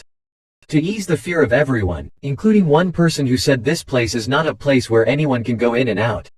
With dozens of CCTV outside the door, not even a fly could get through. If something happens, CCTV has recorded it, so there is no need for people to be so afraid. At this time, the 3 people guarding the door discovered that there were only 2 left. They asked each other if there was one more person. The doorman disappeared. When the 2 of them realized the problem, Kyung Ho attacked. He looked at them and said it was true that when they weren't using drugs, they were just puppets. He's already out of danger, so they won't die now. He only cares about CCTV. Through CCTV, Kyung Ho found out that there are a total of 18 people in this place. He also took care of the CCTV so they wouldn't find anything. Right now, they're just keeping watch around the lab. The guys at the door, or in the room watching, were pretty normal for him. The 2 people that Kyung Ho noticed at the moment, Fer de Lance and Sidewinder, are both snakes. Even though he had lost his mind at that time, he still felt their strength. When those 2 came to take Taipan away, he knew they were stronger than Taipan. At this time, Kyung Ho caught a man who threatened to call 2 people that there were 2 people infiltrating and going in 2 different directions. Kyung Ho then chooses one of them to leave. The person he meets this time is the leader of JK. Death Adder said he knew too much that he had to kill, but the man's power was so great that he had to use many different attacks. Death Adder is still stronger even though Kyung Ho used his soul. He thought that if the snakes were as strong as that, then it would be no different from the Black Mamba. Death Adder asks if he knows Black Mamba too. Is that person strong? Kyung Ho doesn't know that guy's true strength but is probably on par with Death Adder. His strength was too great for him, even he only used one hand. During the fight, Death Adder was not careful to stick to the tree trunk. Kyung Ho thinks he's a monster, but he'll have to give up if the sword gets stuck in a tree. As soon as his thoughts ended, he used his sword to cut across the tree trunk. Kyung Ho wonders how Death Adder can be so strong. He must have taken drugs. There was no time to think anymore. Kyung Ho tried to run away. He looked at me with that intention and pursued the attack continuously. He didn't know why there was still such a big difference. If he went head to head, he would definitely lose. He had to get the other sword to have a chance to win, but Kyung Ho didn't fulfill his thought before he was attacked. While there was no way to hit him, he could only run away and was slashed through the shoulder again. Kyung Ho wonders how is that possible. He didn't even see the attack. He knows that you broke into the lab because of that drug, but looking at Kyung Ho now, he doesn't care anymore. Death Adder said maybe he didn't need the second stage potion and he was too weak, then brought his sword and wanted to use a blow to defeat Kyung Ho. Fortunately for Kyung Ho at this time, Choi Bomb and Shane appeared to help him, but the one who always texted him wanting to try to fight with Kyung Ho was Choi Bomb. Before coming here, he invited the person who always texted him to want to fight him to this address. Kyung Ho wonders why Shane and Choi Bomb are here. Choi Bomb showed him a text message. If he wanted to fight, go to the lab. Choi Bomb said that after reading this message, he followed Shane and ran here. Shane says because Kyung Ho is very suspicious, he is always watching him. Choi Bomb raised his weapon to attack Death Adder, saying that 1 minute was enough. Kyung Ho silently scolded Choi Bomb for being crazy for blocking the sword with his bare hands. Choi Bomb was so excited he said he knew the level of Death Adder he would immediately kill. Shane is the one who knows Death Adder's strength the most, so he wants to enter, but is stopped by Choi Bomb.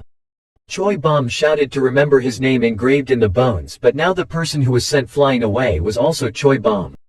Kyung Ho secretly thought that Choi Bomb coming here is a waste of time. Death Adder looked at Shane and said he had taught him so much that he still betrayed the organization. After that, he didn't say much, but rushed to attack. After all, Shane was just his weapon. During the fight, Death Adder gently took the USB from Shane's neck. But he still didn't realize this and kept thinking that he guessed all the attacks. Finally, the two distracted men also returned, and the three left together when they reached their goal. Shane didn't know he got the USB from now on, but he had to get it back. Choi Bomb saw that and told him not to move, can't fight with that state. Kyung Ho suddenly asked Shane if he was the one wearing the mask. He said he had doubted his intention to become a bodyguard.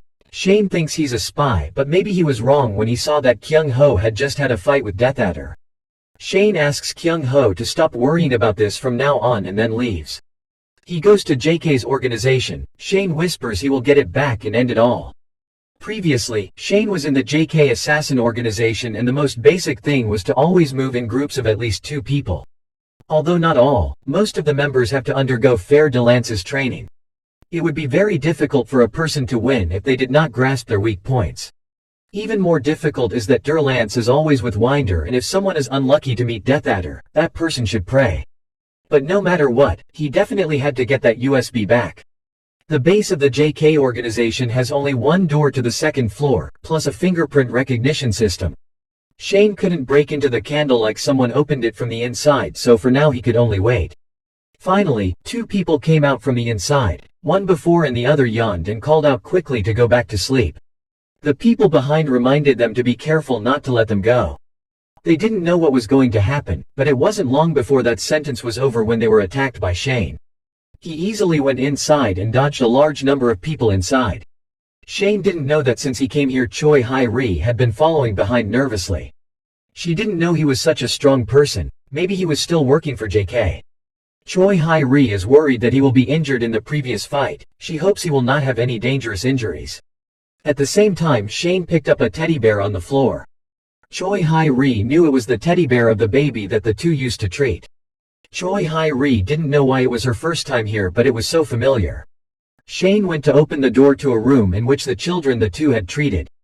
But 3 years on, they have not changed and are still being tested. When seeing this image, Shane fell to the ground with 2 legs without strength. Choi Hai-ri's ghost also did not believe what was in front of her eyes. Death Adder now appears and easily catches Shane. They want to know what the password of the USB is. Shane now didn't care about what they were saying, but remembered the past. He is JK's assassin and has a mission that needs him to complete. That mission was to steal documents belonging to a pharmaceutical company and assassinate Dr. Choi Hai-ri. This is also the most important task of JK, so they gave him the one who never failed. As soon as he entered the institute, Shane tried to log in to get the document. As soon as she thought of the intention to threaten Dr. Choi Hai-ri, she immediately appeared. Choi Hai-ri asked him what he was doing. Why was he trying to log into her documents? Shane calmly gave a message to the manager asking him to work overtime. Since then, Choi Hae-ri has always been on guard against him, and the documents have also been kept more secure. At this time, another person came to give documents to Choi Hae-ri. He could feel the killing intent on the person's body. It's not the JK organization, it must be another organization. Before, he always hid his murderous intent, but today he revealed it. Shane thought that something was bound to happen, so he had to pay more attention. As he had guessed that night, he had threatened her to get the documents. Fortunately, Shane had arrived in time to help. He heard her say that with just one swipe, you can delete all documents, but it seems that you have to change the plan. Shane decided to get close first and then get the documents. One day, seeing Shane standing alone on the rooftop, she thought he was not okay and immediately came to care. He asks what her dream is. She wants the kids to be well dressed and go out to play. Seeing them living in the laboratory for years broke her heart. Her mission was to find a cure for them. Another time he spilled all her research items, but she only cared about Shane's injured hand. From those things, for the first time in his life, he failed the mission to kill the girl named Choi Hae-ri. Fer de Lance said that his actions proved that he betrayed the organization. He realized that was the reason he cut off contact during the mission. Choi Hae-ri is bored with her colleagues because she has to work at night. Time flies like a new blink of an eye and winter has arrived. Choi Hae-ri thinks that she has been too busy lately, so she wants to go on vacation with Shane. The co-worker beside her teased her. He called Shane to her. Because she was always looking for Shane, she was always smiling on night duty with Shane. Furthermore, her co-workers were not allowed to touch the document, and Shane could not. Choi Hae-ri secretly thought that she took it for granted that Shane was by her side. After talking with her colleagues outside, Choi Hae-ri unexpectedly saw an unbelievable scene. Fer de Lance drags a bloody man to say he's finally found her. He asks her to quickly release all the documents or else he will kill everyone in this research institute. She didn't know who this guy was, but the important thing was that if Shane was still here, he would be in danger. Fer de Lance saw her handing the phone to Shane and stopped him. He told her that Shane had been played with by his subordinates and didn't need her to worry. He said she told him something interesting before she died. Fer de Lance told her a few months ago that his organization had sent a potential spy here. His mission is to steal drug documents and assassinate her. Fer de Lance insists that she never thought of this. Choi Hae-ri still chooses to trust Shane because a week ago he knew the password of the document. Finally that day Choi Hae-ri died. Shane arrived just in time to receive the USB from her. It was the document she had spent her life working on. Because there are so many people watching right now, she wants to give it to the person she trusts the most. Kyung Ho returns home to find everyone gathering the bodyguards. He had heard just now that they gathered these people together because of Shane's connection. Captain Lee Ji-sok couldn't go with everyone because he had to stay on guard. Although Kyung is curious about Shane's connection with the snakes, it's too dangerous for him to go. Until now he had not received any information from Choi Ji-sok, so he couldn't just head into danger. Fer de Lance on the other side is still trying to torture Shane to reveal the password. The ghost of Choi Hae-ri next to her can only beg to stop. Since Shane came here, they have increased the security of this area. From the back gate to the front gate, many guards were arranged. Kong Yongman brought a group of bodyguards swaggering over. Kong Yongman asked where Shane is now. A few hours ago Shane's tracker stopped here. Kong Yongman wanted to quickly deal with these guys so he could go inside to see what was going on. Inside, the new leader Death Adder came to watch Shane's torture. He said Shane grew up from being tortured and that's not going to do any good. He cried out to be more cruel, then brought the two bound children in front of Shane. The effect of TX will appear after taking it. If no special medicine is used, after 12 hours, the children's body will start to rot. Death Adder said Shane had 3 hours until they had to take their next special potion. He realized that was still not enough to threaten him, so he brought out the call and began to beat the children. Choi Hae-ri had no choice but to run to her knees and beg Han Chae-yeon and Kyung Ho for help. She also tells Kyung Ho where her mother is despite the danger to her soul. There is no way that guest Kyung Ho promised to bring him back 1 hour later. Kyung Ho did not go alone, but called Choi Bom to come with him. Other than him, he didn't know who he could turn to confront this group of people. Choi Bom says it doesn't matter as long as you fight him after this is over. Choi Bom's job when he was with him was to swing east and west, because the bodyguards who had rushed in to save Shane before were now all hard to eat. Kyung Ho started his plan. He pulled his hand and ran straight to the center. Kyung Ho shouts out Shane's name that he has come to collect his debt with Delance. He scolded Delance and then quickly turned his face around like rice paper. "You unscrupulous bastard." The other people suspected that the elder brother was being insulted and were extremely angry. They absolutely would not let the two of them escape. It seemed that those people had gathered here. Choi Bom asked him how he was going to do it. Kyung Ho said it was all thanks to him, then brought out the smoke bomb. Choi Bom thought he was using smoke bombs to attack them and praised this step as being so good. But when the smoke cleared, only Choi Bom was left. Kyung Ho leaves him alone as bait, which makes him extremely angry. At this time, Kyung Ho also took the costumes of those people and mixed them inside. The people on the first floor started patrolling more than the people asking each other if the place was okay. It shouldn't be a problem as long as the door is well guarded. They also said that Kyung Ho won't be able to climb to the fourth floor by himself. No one can break in here. But soon Kyung Ho broke in from the window. Inside, Death Adder is still trying to get the code from Shane. He wanted to kill one of the children before continuing to negotiate. Shane has no choice but to read the password to him to save the children. It didn't take long for Kyung Ho to get inside before Choi Bom also got in. The two encountered an extremely powerful lab drug user. The effects of the drug TX in the experimental period appeared in many different directions. Some people have some parts destroyed or feel lost, but there are also people who strengthen to the maximum. Although the Phase 2 TX potion will give them great power, they will either lose their ego or die soon after. In the organization, JK Death Adder and his two subordinates are extremely formidable opponents. But now the guy who tried the drug in front of everyone was so strong that it was unimaginable. Boy Bom thought to himself that even 10 people here wouldn't be able to beat that guy.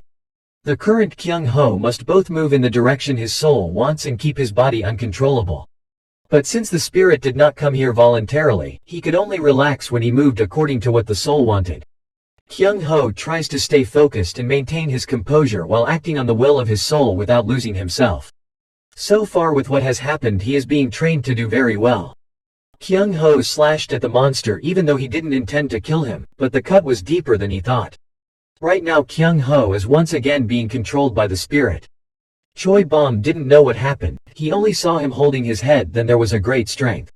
Kyung Ho in turn killed everyone present right here and also Choi Bom. Kyung Ho, while attacking Choi Bom, he always told himself to wake up or else he couldn't save Shane. Fortunately at this time, Choi Bom beat Kyung Ho to faint, making him awake. The two split the task of Choi Bom to go to help Captain Kong Yongman. Kyung Ho will be the one to go to the cell to save Shane. Just in time, he arrived just in time to block Delance's slash at Shane. After being tied up by Kyung Ho, Shane walked in front of Delance. He said that he came here just to get back the USB that Choi Hai-ri left behind, but because their people dared to take the children she treated for experiments. So this time I also changed the purpose and I will kill them all. After saving Shane, Kyung Ho left him to deal with Delance while he went to find the children. Shane says Death Adder took them away, probably to the lab. Shane now goes up to attack Delance, giving Kyung Ho a chance to leave. He acknowledged that Shane's strength had not diminished over time at all. He knew that because of the children, he could easily attack and capture him before that. Delance didn't stop thinking he knew Kyung Ho was good at hitting sticks and swords, but he didn't expect it to be a dagger this time. It's crazy that Kyung Ho is harder to eat than Shane, but Kyung Ho escapes his sight when Shane starts attacking. Currently, Delance has only one way to hide and then surprise attack. Shane thought his plan was so obvious that he easily realized it. Delance told Shane that after he left this place had changed a lot. He wanted to show him how this place had changed. Shane doesn't know if it was Delance who took the Texas potion, but apparently he stopped him but got slashed in the back. He laughed and said that from now on he would have to work hard to dodge the attack. Choi Bom on the other side is helping Kong Yongman deal with Winder. But that guy's power is a monster, his movements are also extremely fast. This was the first time he had fought against an opponent stronger than him, even though he had heard about the TX potion. Choi Bom felt like he was fighting a monster right now. At this time, the organizers of the Snake Group also received information about breaking into here. Among the bodyguards were Shane and the brown-haired boy and Choi Bom. They began to analyze their strength one by one. Death Adder now has also found the last information about the drug TX. Unexpectedly, the blood of the children in the laboratory turned out to be so close to him, but he did not know it all these years. Kyung Ho arrives in time to stop Death Adder from killing the children and fights him again. Death Adder asks if Kyung Ho's full strength is just that. Besides, you can kill other people but you can't kill him. He realized that he was reducing the excess movement to a minimum in order to bridge the gap in physical strength. After a while, Kyung Ho laughed and said that his sword almost killed him. Death Adder on the outside says it's just like a mosquito bite in stainless steel, but on the inside, he thinks differently. Anyway, there's something strange about this kid that's very different from a normal person. Choi Bomb is facing many difficulties with Winder. His speed increased so much after taking off his handguard, he wondered if this was his real ability. Choi Bomb couldn't stop attacking and found an excuse to anger Winder. He said he is really heavy like a pig, so he can definitely make 30 trays of meat. Winder was really angry and asked him to shut up his dog mouth. He said you'll regret giving him a chance to take TX and he'll rip you to pieces. DeLance asked Shane how was he knowing all of his attacks but couldn't do anything about it. He told him to keep fighting to see how many more hits he could dodge. He said that his sword can change direction freely. Besides avoiding the mess, he wouldn't be able to do anything else. He also understood how Shane dodged, now just reverse it and it's over. Choi Bomb finally found a way to control the Winder. He said he had to thank him for rushing at him like crazy to create so many loopholes. It is true that the wild boar is stupid, but its limbs are developed. Winder couldn't move because Choi Bomb had hit him. Death Adder is still confident in the drug TX and says he will crush Kyung Ho. But because he used the TX potion, it created more loopholes in Kyung Ho's favor. Because the fighting style of Thao Qian Dao is mainly aimed at acupuncture points, it must be absolutely supported by other skills. Since Choi Bomb was a child, his grandfather had high expectations from him because he had shown interest in radicalizing the religion from an early age. Looks like it's time for him to pass it on to the next heir. But despite studying for a year, Choi Bomb couldn't even understand the basics. He thought on this point that perhaps he had no talent with radical right doing. Back in the present, Winder can regain his strength after being hit by Choi Bomb. Even though he was able to block the blow from his arm, he still lost speed. Choi Bomb couldn't keep up with this speed. If he wanted to find the loophole like before, he had to guess the direction of the attack. He adjusted his emotions calmly, but because of the strengthening of his muscles, his attacks could not reach the acupuncture points. Winder scolded Choi Bomb for being a fly, reminding him of when he was scolded like that as a child. Choi Bomb remembers when he was a boy who learned martial arts from his grandfather. He was told by his friends that it was a fly.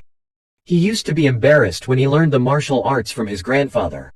He just wanted to show off his right to his friends, but no one knew what it was. Although he feels it is miraculous to learn about acupuncture points and find it interesting. However, because of the scrutiny of the children, he gradually grew tired of them, so he showed that he could not give them to him. But until one day Grandpa said that the suppression of religion was his whole life. Since then, Choi Bomb did not allow the children to laugh at what he was learning, and Choi Bomb taught them a lesson by daring to say it was like a fly. Unexpectedly, Winder would repeat that word today. Choi Bomb would also use the same move to defeat him. Choi Bomb applied everything he learned step by step to point Winder until he could no longer fight. Since DeLance took the Phase 2 potion, his attack pattern has completely changed. Each time he launched the knife, his power increased by a few parts and his trajectory was always changing. Shane thought he had to counterattack before his demonic path became more complicated. But he really couldn't keep up with this power of his. If that was the case, he had to use another way. Shane used an attack from above his head but failed again. DeLance says Phase 2 TX doesn't just enhance physical strength, but all the senses. That's why he can know your every move and it's time to put an end to this bullshit plan. Shane asked him if they completed the Texas potion just to get that power. They killed all the employees of the lab. Pushing uninformed children into danger, they did all of that because they wanted to be stronger. DeLance asked Shane like that, what if he just knew that Death Adder said it was important? He added that he only believes in his brother because he is his mind and what he wants to do is for the benefit of the organization. Shane asked again if the children in Choi Hai-ri died just because of that. Don't those people deserve pity? DeLance should laugh. They have great merit to meet such a pitiful end. He still didn't intend to stop saying that her relic left behind became a test subject. He asks Shane when he dies to go meet her and say thank you. Shane thinks that when he met her, he learned how to empathize with people and how to understand other people's thoughts. Shane used to think that people don't need to have feelings, but he has realized that it takes feelings to be truly human. Before she died, Choi Hai-ri trusted Shane. She said she thought about dying for him. He thought of Choi Hai-ri, thought of the children that gave him an invisible power to defeat Delance. Kyung Ho saw danger, so he asked the two children in the color room to find a way to run first. Then looking at Death Adder's swords reminded him of what Lee Ji-sok had taught him. Lee Ji-sok tells him that all bodyguards will have a hidden weapon with them. He said the sword at first glance looks like other weapons, but it is a sophisticated weapon. Depending on the characteristics of the sword, the attack method varies greatly. Lee Ji-sok showed him that the sword in his hand was specialized for stabbing, made to pierce enemy armor. Masters in the use of swordsmanship, they can think in constant variables and improve their skills. Kyung Ho jokingly asked Lee Ji-sok if he could use multiple swords at once. To sharpen and polish one or two sets of swordsmanship takes decades of effort. Back in the present, Kyung Ho observes that after Death Adder threw the black box, his speed has slowed down, and the connection has gradually become more natural but not at an unacceptable level. The most worrying thing was the swords behind him. He didn't know what his purpose was. However, Kyung Ho also has nothing to fear, standing as what Captain Lee Ji-sok said. It is not possible for one person to master all the different types of swords. One thing Kyung Ho needs to be careful of is his strong attack power. Right now Kyung Ho, who saw through everything, was able to break an attack. Choi Hai-ri said that even if she turns into a demon, she has to save the children, so he needs to try. Death Adder didn't know why he was suddenly able to hit him, but he absolutely must not lose. He must complete his mission and save his wife, who is seriously ill. In a moment when Kyung Ho was beaten and injured, he saw his wife in a coma. He had to save her. 20 years ago, Death Adder's wife contracted a strange disease. It was a fatal disease for which there was no cure. And if it is to research a special medicine, it will cost up to several $100 billion. That money wouldn't be enough if he was just collecting debts, so he started with the murder business. As long as he has money, he can kill anyone, whether it is an ordinary person or a policeman, a judge or a special famous person. Although 15 years have passed, it is difficult even if there are hundreds of billions, only 10 billion. But even hundreds of billions are only enough to maintain strength. Death Adder also once thought that there was no possibility anymore. But a man appeared and said he would research a drug to save his wife's life. Instead, Death Adder must fulfill a condition that from now on, instead of money, he will have to work for that person. Now Death Adder remembered the girl in the snake organization saying that the potion for his wife was almost complete. She reminded him that the drug produced based on the documents of Dr. Choi Hai-ri was supposed to succeed, but failed. It is not yet complete, although Death Adder's team has been developing it for 2 years. If used, it will corrode the user's body. The girl asked him if he understood what she was saying, meaning it was also eating away at his subordinates. The girl again asked him if he understood, and she gave Death Adder one more chance to salvage the failure. Death Adder has no way back and he must defeat Kyung Ho. He also began to feel something strange change in him until he realized it was too late. The dog next to Sierra tells her that it's now disconnected from Kyung Ho, guessing that he's probably been dragged out and killed. Kyung Ho was like last time, like he was falling into another world. He wondered if he was already dead. Sierra shows up saying, "No, you're not dead yet." It seems that Cheok Junjong's spirit has taken over his body. He is not dead yet, just his soul left his body. This is the road to heaven and hell. Sierra says if he died he wouldn't be able to come here. Kyung Ho yells at her asking if he's not dead yet, how can he come back? He asked if he could rule the soul, could he return?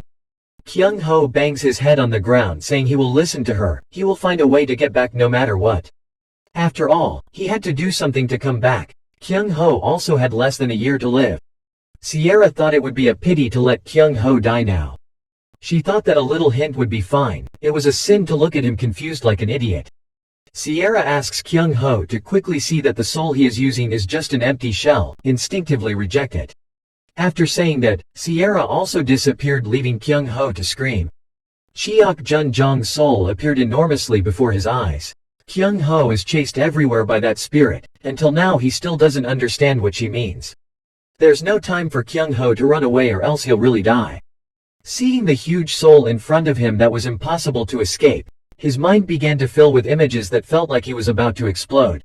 Kyung Ho understands then soul domination is literally not soul domination. He was stuck in those two dominant words. It is not simply reading what is written about the soul but communicating with the soul.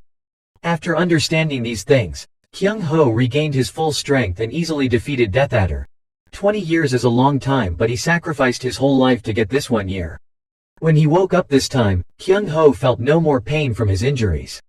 He thought maybe it wasn't true what Sierra said, she'd kept his soul alive. All this time he had thought about just thinking about the moves and then ordering the spirits to follow. But this time Kyung Ho almost became that spirit. He felt all the life of the soul. Because the soul knew that he was sympathetic, he showed him that kind of sincerity. The power he used during this time was indeed no more than 1/10. Death Adder lay on the ground screaming for him to kill him. He had no meaning to live anymore.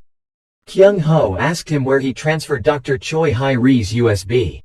He asked him again if he said no or wanted him to move. He didn't have much time. Death Adder said he wouldn't tell anything about that person. He gave up and you just killed him. Kyung Ho approached and asked who that person was to be able to command him like that. Death Adder says he's just babbling on his own, because that's the only way he can save his wife.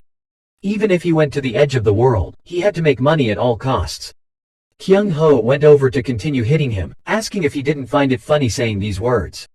What Death Adder did to save his wife was to use the children as experimental subjects, that there were so many lives to die. When Black Mamba arrived, the entire JK organization was destroyed. He was a step late.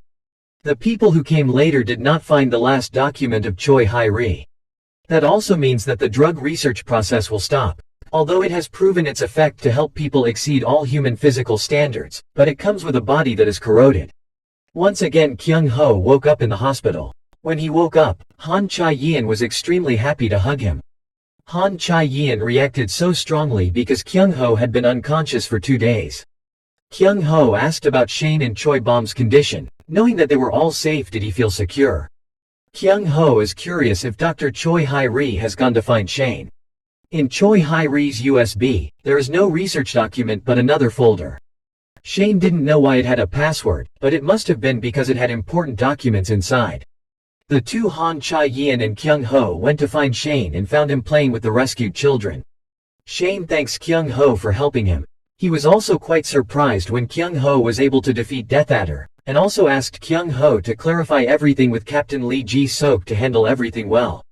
Han Chae-yeon asked Shane what was so important that he had to go there alone to deal with it. Shane said that USB is very important because there is a folder he has not been able to open.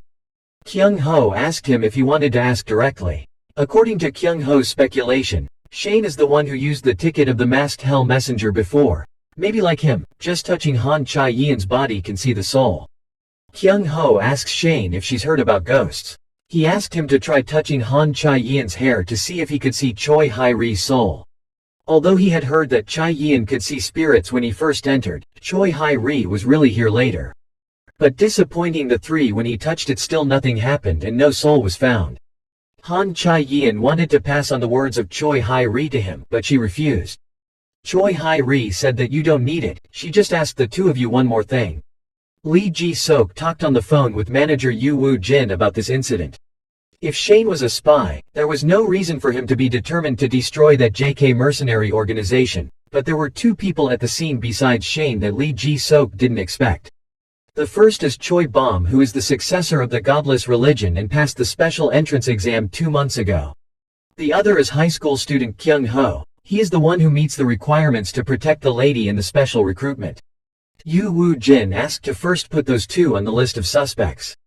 But since Lee Ji-sok knew that the two of them fought fiercely with the snakes, no matter what, the two of them weren't spies. According to Shane, he just happened to meet Kyung Ho and then he got caught up in the battle. As for Choi Bom, he didn't know if he would meet Shane there, but he still decided to go there to help Shane. Yu Woo-ji said that special attention should be paid to those two.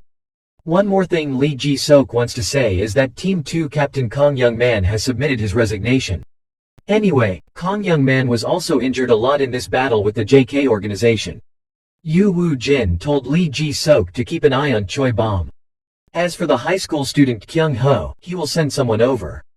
As soon as the snakes showed up, the organization established a special unit. The person he sent was one of them. Yu Woo-jin went on a business trip for so long because of those snakes, so when he needed it, he immediately sent people back. Kyung Ho has a lot to talk about with Sierra right now. He wanted to ask her why not tell him the fastest way to rule souls. Kyung Ho keeps his bossy attitude as he enters Sierra's residence. He said she'd better stop looking down on his answers from now on. Sierra said she saw him with the true form of a spirit. In the class of two people suddenly appeared a stranger. He just came to class and asked Han Cha-yeon who he was and said he was on a mission for him. Kyung Ho feels that this person is too suspicious. More importantly, he is looking for Han Cha-yeon.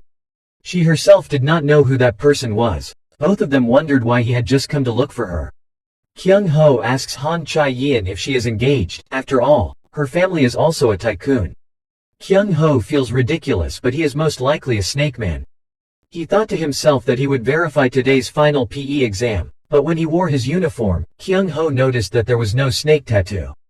Kyung Ho couldn't believe the gym class that young man could do 200 push-ups. He also heard that within a minute he could do 110 push-ups. The average bodyguard could only do 80. Not only that, but his long jump, sit-ups, pitching, reflexes all got the highest marks. Moreover, with that score even higher than professional athletes. Kyung Ho thinks he should report this to Captain Lee Ji-sok. In the class, seeing that his likes are so high, there are people who want to talk to him. The other guy wanted him to fight because he was attracting attention. He just gently said that he was able to say what he was doing. Kyung Ho asks Han Cha-yeon to be careful with him and he feels uneasy. While he was talking on the phone with someone, Kyung Ho overheard. He told the other party the plan would go well. He's a high school student anyway, so there's no big difference. Kyung Ho thought he was really suspicious. As soon as he finished talking on the phone, Kyung Ho stopped asking him if he was a snake man. He asked Kyung Ho in return, what would he do if it was real? Kyung Ho is still curious about soul assimilation, so he wants to go to Sierra to ask. He told Han Cha-yeon to go to a medic for a while and told her to stay inside the classroom. He thought to himself that there was nothing strange about the newcomer Ha Jin-do anyway, so it should be fine. Sierra didn't expect him to still have questions about soul synchronization. She tells him that it is possible to synchronize souls even when using the power of souls. But Kyung Ho can only synchronize souls for 10 minutes and then the validity of the ticket will also disappear. He can also synchronize souls at any time depending on himself. The entire life of that great soul will enter Kyung Ho within a few minutes. If it was more than 10 minutes, he would lose his sanity. And if your soul thinks the ticket's soul will harm your mind and body, your soul will push it away. Kyung Ho thinks that if he uses the powerful soul of Cheok Jun Jeong, there is nothing to regret. The dog beside Sierra snorted coldly. He couldn't use the martial arts of the soul anyway. Kyung Ho recalls how he had assimilated with a spirit before and saw its past. Sierra says it's because he has a deep empathy for the soul that he can do it. But even so, it has limitations. Just using it once, the effectiveness of the ticket will disappear. Kyung Hun asked her if it was really just once. Sierra says he doesn't need too much now, he's doing well. Listening to the condition Sierra said, Kyung Ho thought he would think carefully about how to win and then use that. Kyung Ho returned to the classroom after answering the question, but he was nowhere to be seen. He overheard the other students saying that Ha Jin-do took her away. Chun Jin-oh was curious, so he went to Ha Jin and the others earlier. He saw Kyung Ho come in and then thought he was an idiot who dared to randomly enter here. He didn't know if Kyung Ho could use karate with his arm in a cast. Chun Jin-oh waits to see the scene where Kyung Ho is crushed. Seeing that Kyung Ho had just entered, he rushed in to fight. Not knowing what happened, he enthusiastically reminded him. Chun Jin-oh said he didn't know anything, he just followed the others here. He told Kyung Ho that the new student made the second years do this. Kyung Ho heard that and ran upstairs to ask the rest for Chun Jin-oh to handle. Ha Jin heard him ask him where Han Cha-yeon was. He asked him if she was still alive. The two fought for a while. Ha Jin said that as expected, Kyung Ho didn't use core. Kyung Ho thought to himself what core he was talking about. Ha Jin heard that there is a very strong bodyguard at school. It seems that the strength of other bodyguards is just that. At this time, Ha Jin brought out his phone to announce the mission he had completed, just a kid. He told the other party that the strength of the bodyguards of the Shan group was also quite similar to their predictions. The enemy gave Ha Jin a new task. Kyung Ho heard him say that Black Mamba is just a small timer. Why is it so easy to assign tasks? Han Cha-yeon from the outside of the entrance. Ha Jin went to the end to say hello. He is the bodyguard under the command of the Commander-in-Chief Yu Woo-jin. He came to Korea on a mission from his grandfather to kidnap Han Cha-yeon and test Kyung Ho's abilities. The reason is that recently the snakes have targeted the lady and discovered that there is an insider inside. Ha Jin turned to Kyung Ho and asked him to quit. Both Kyung Ho and Han Chae-yeon were surprised by Ha Jin's statement. During the practice session of the bodyguards, Ha Jin disparaged the exercises of Captain Lee Ji-seok. In the end, the two decided to go to the arena to fight together for a better match. At this time the former bodyguard commander-in-chief Lee Won-young appeared to prevent the two's actions. He asked the two of them who were so enthusiastic about the practice, both of them apologizing to him in turn. Ha Jin thinks this person is the superior of the commander-in-chief Yu Woo-jin, the former commander-in-chief Lee Won-young. He rushed in before their swords clashed. And Ha Jin heard that Lee Won-young also uses core. Lee Ji-seok then told Kyung Ho that Ha Jin was in the special team under the commander-in-chief. It was a completely different organization from the mission to the exercises to the way it was organized. Kyung Ho met him at school and his strength is truly amazing. Lee Ji-seok also told him that core until now is still a power that has not been analyzed specifically. Because people just discovered it not too long ago. He didn't know how the commander-in-chief Yu Woo-jin was, but Ha Jin hadn't received it for 2 months. What Lee Ji-seok knows about it is just a rumor. All the specific content and the power it brings are kept secret. In a recent report he learned that the leader of the Snake Time also used it. Lee Ji-seok said that until now only the commander-in-chief and Ha Jin knew this. Kyung Ho was surprised why it was him, because he was once a snake. Because Choi Hai-ri said earlier that Kyung Ho's mother is in Japan. Han Chae-yeon used every means to ask her father to go to Japan for a picnic. Ha Jin disagrees because Han Chae-yeon is also a target of them. If there were no people capable of dealing with the leader of the snakes, they couldn't go. But when Kyung Ho went, it would be different, so Ha Jin accepted this time. Lee Ji-seok made it clear to Kyung Ho that more accurately, Ha Jin was a spy sent by the commander-in-chief. It is said that for some reason he hastily asked him to return. Ha Jin called Kyung Ho to his room. Kyung Ho doesn't understand why Han Chae-yeon asked him to quit his job. Ha Jin asked him what he was talking about. Of course he wouldn't listen to the lady's words. When he got back to his room, Ha Jin opened up a popular action movie and showed it to Kyung Ho. He pointed to actor Lin Miao and said he's famous these days for being both handsome and has strong action scenes. This is the goal of the two, this time actor Lee Suk-jin, leader of the Snake Class 2 Belcher. This is also the information that Ha Jin got when he was a spy. Although he did not know the specifics of their supreme leader, among the information Ha Jin had, Belcher was one of them. Kyung Ho asks if he's a celebrity, it would be dangerous for him. Ha Jin said because no one knows anything, no one knows the truth about him. So even if he uses violence, steals money, even more bizarre things than murder, as long as the public doesn't know the truth, no one will suspect that he is such a person. Recently, there have been a lot of rumors that distort the truth, which is even more beneficial to his identity. Because he is an artist, of course he will have to constantly breathe out moral sentences that teach others to be human. Not only that, but there is also another possibility that the force behind the snakes is so powerful that it can help them cover up the murders. After Ha Jin clarified everything for Kyung Ho to understand, the two began to plan.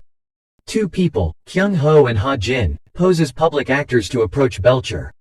The two successfully infiltrated the film set. His current role is Sirasoni, codenamed Belcher. Thanks to the memory of the remaining spirit, Kyung Ho can understand his role to some extent. Kyung Ho thinks he's done a lot of research on the role. Belcher's acting is quite similar to what he remembers about Sirasoni. Kyung Ho regrets that if he could use that soul now, he would have easily caught him. Ha Jin reminds Kyung Ho after this scene is the scene where the two have to act according to the plan. Ha Jin tells him to always remember that there's a good chance there's another snake here, so it's best to create a one-to-one face-to-face situation. They both saw the bloodstain on his shirt just now. It hadn't changed color. That proves that he just killed someone not too long ago, and the possibility that he was late was because of that. After a while, Kyung Ho ran to Belcher's car and told his manager that he was fighting. When the two had just left, Ha Jin sneaked into the car. Inside the car was still the body of the girl Belcher had just killed. Ha Jin scolded this bastard as expected. After filming, Belcher returned to the car and received the note Ha Jin left. The content in it said that he knew and had proof of what he did and also the address where he was scheduled to come. According to the contents of the paper, he actually came alone to find Ha Jin. Kyung Ho returns home from his mission and still thinks about what a core is. He remembers Lee Ji-sok saying that's what they can get when standing on the line between life and death. Suddenly Kyung Ho remembers Sierra's words that there are people who stole tickets. They are the people who stand on the line between life and death. Kyung Ho tries to link if he can get cores when he is near death. Maybe those people have the same ability as him. Indeed, to get this role, Belcher borrowed a hand from Sirasoni. Cores are pieces of the great people known to mankind, through which humans can borrow their special techniques or powers. Sirasoni is known for his foot kicks, so his overall footwork has improved dramatically. Ha Jin now when fighting with him also unlocks his own core. He couldn't concentrate on striking because he had to pay attention to Belcher's legs. In addition to strength, his speed at approaching opponents is also increased rapidly.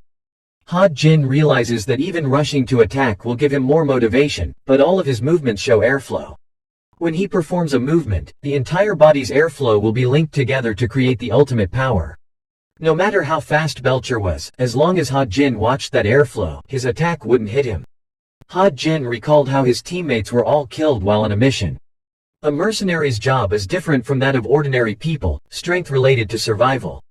He became a mercenary from a young age and was trained in everything with the aim of being able to survive.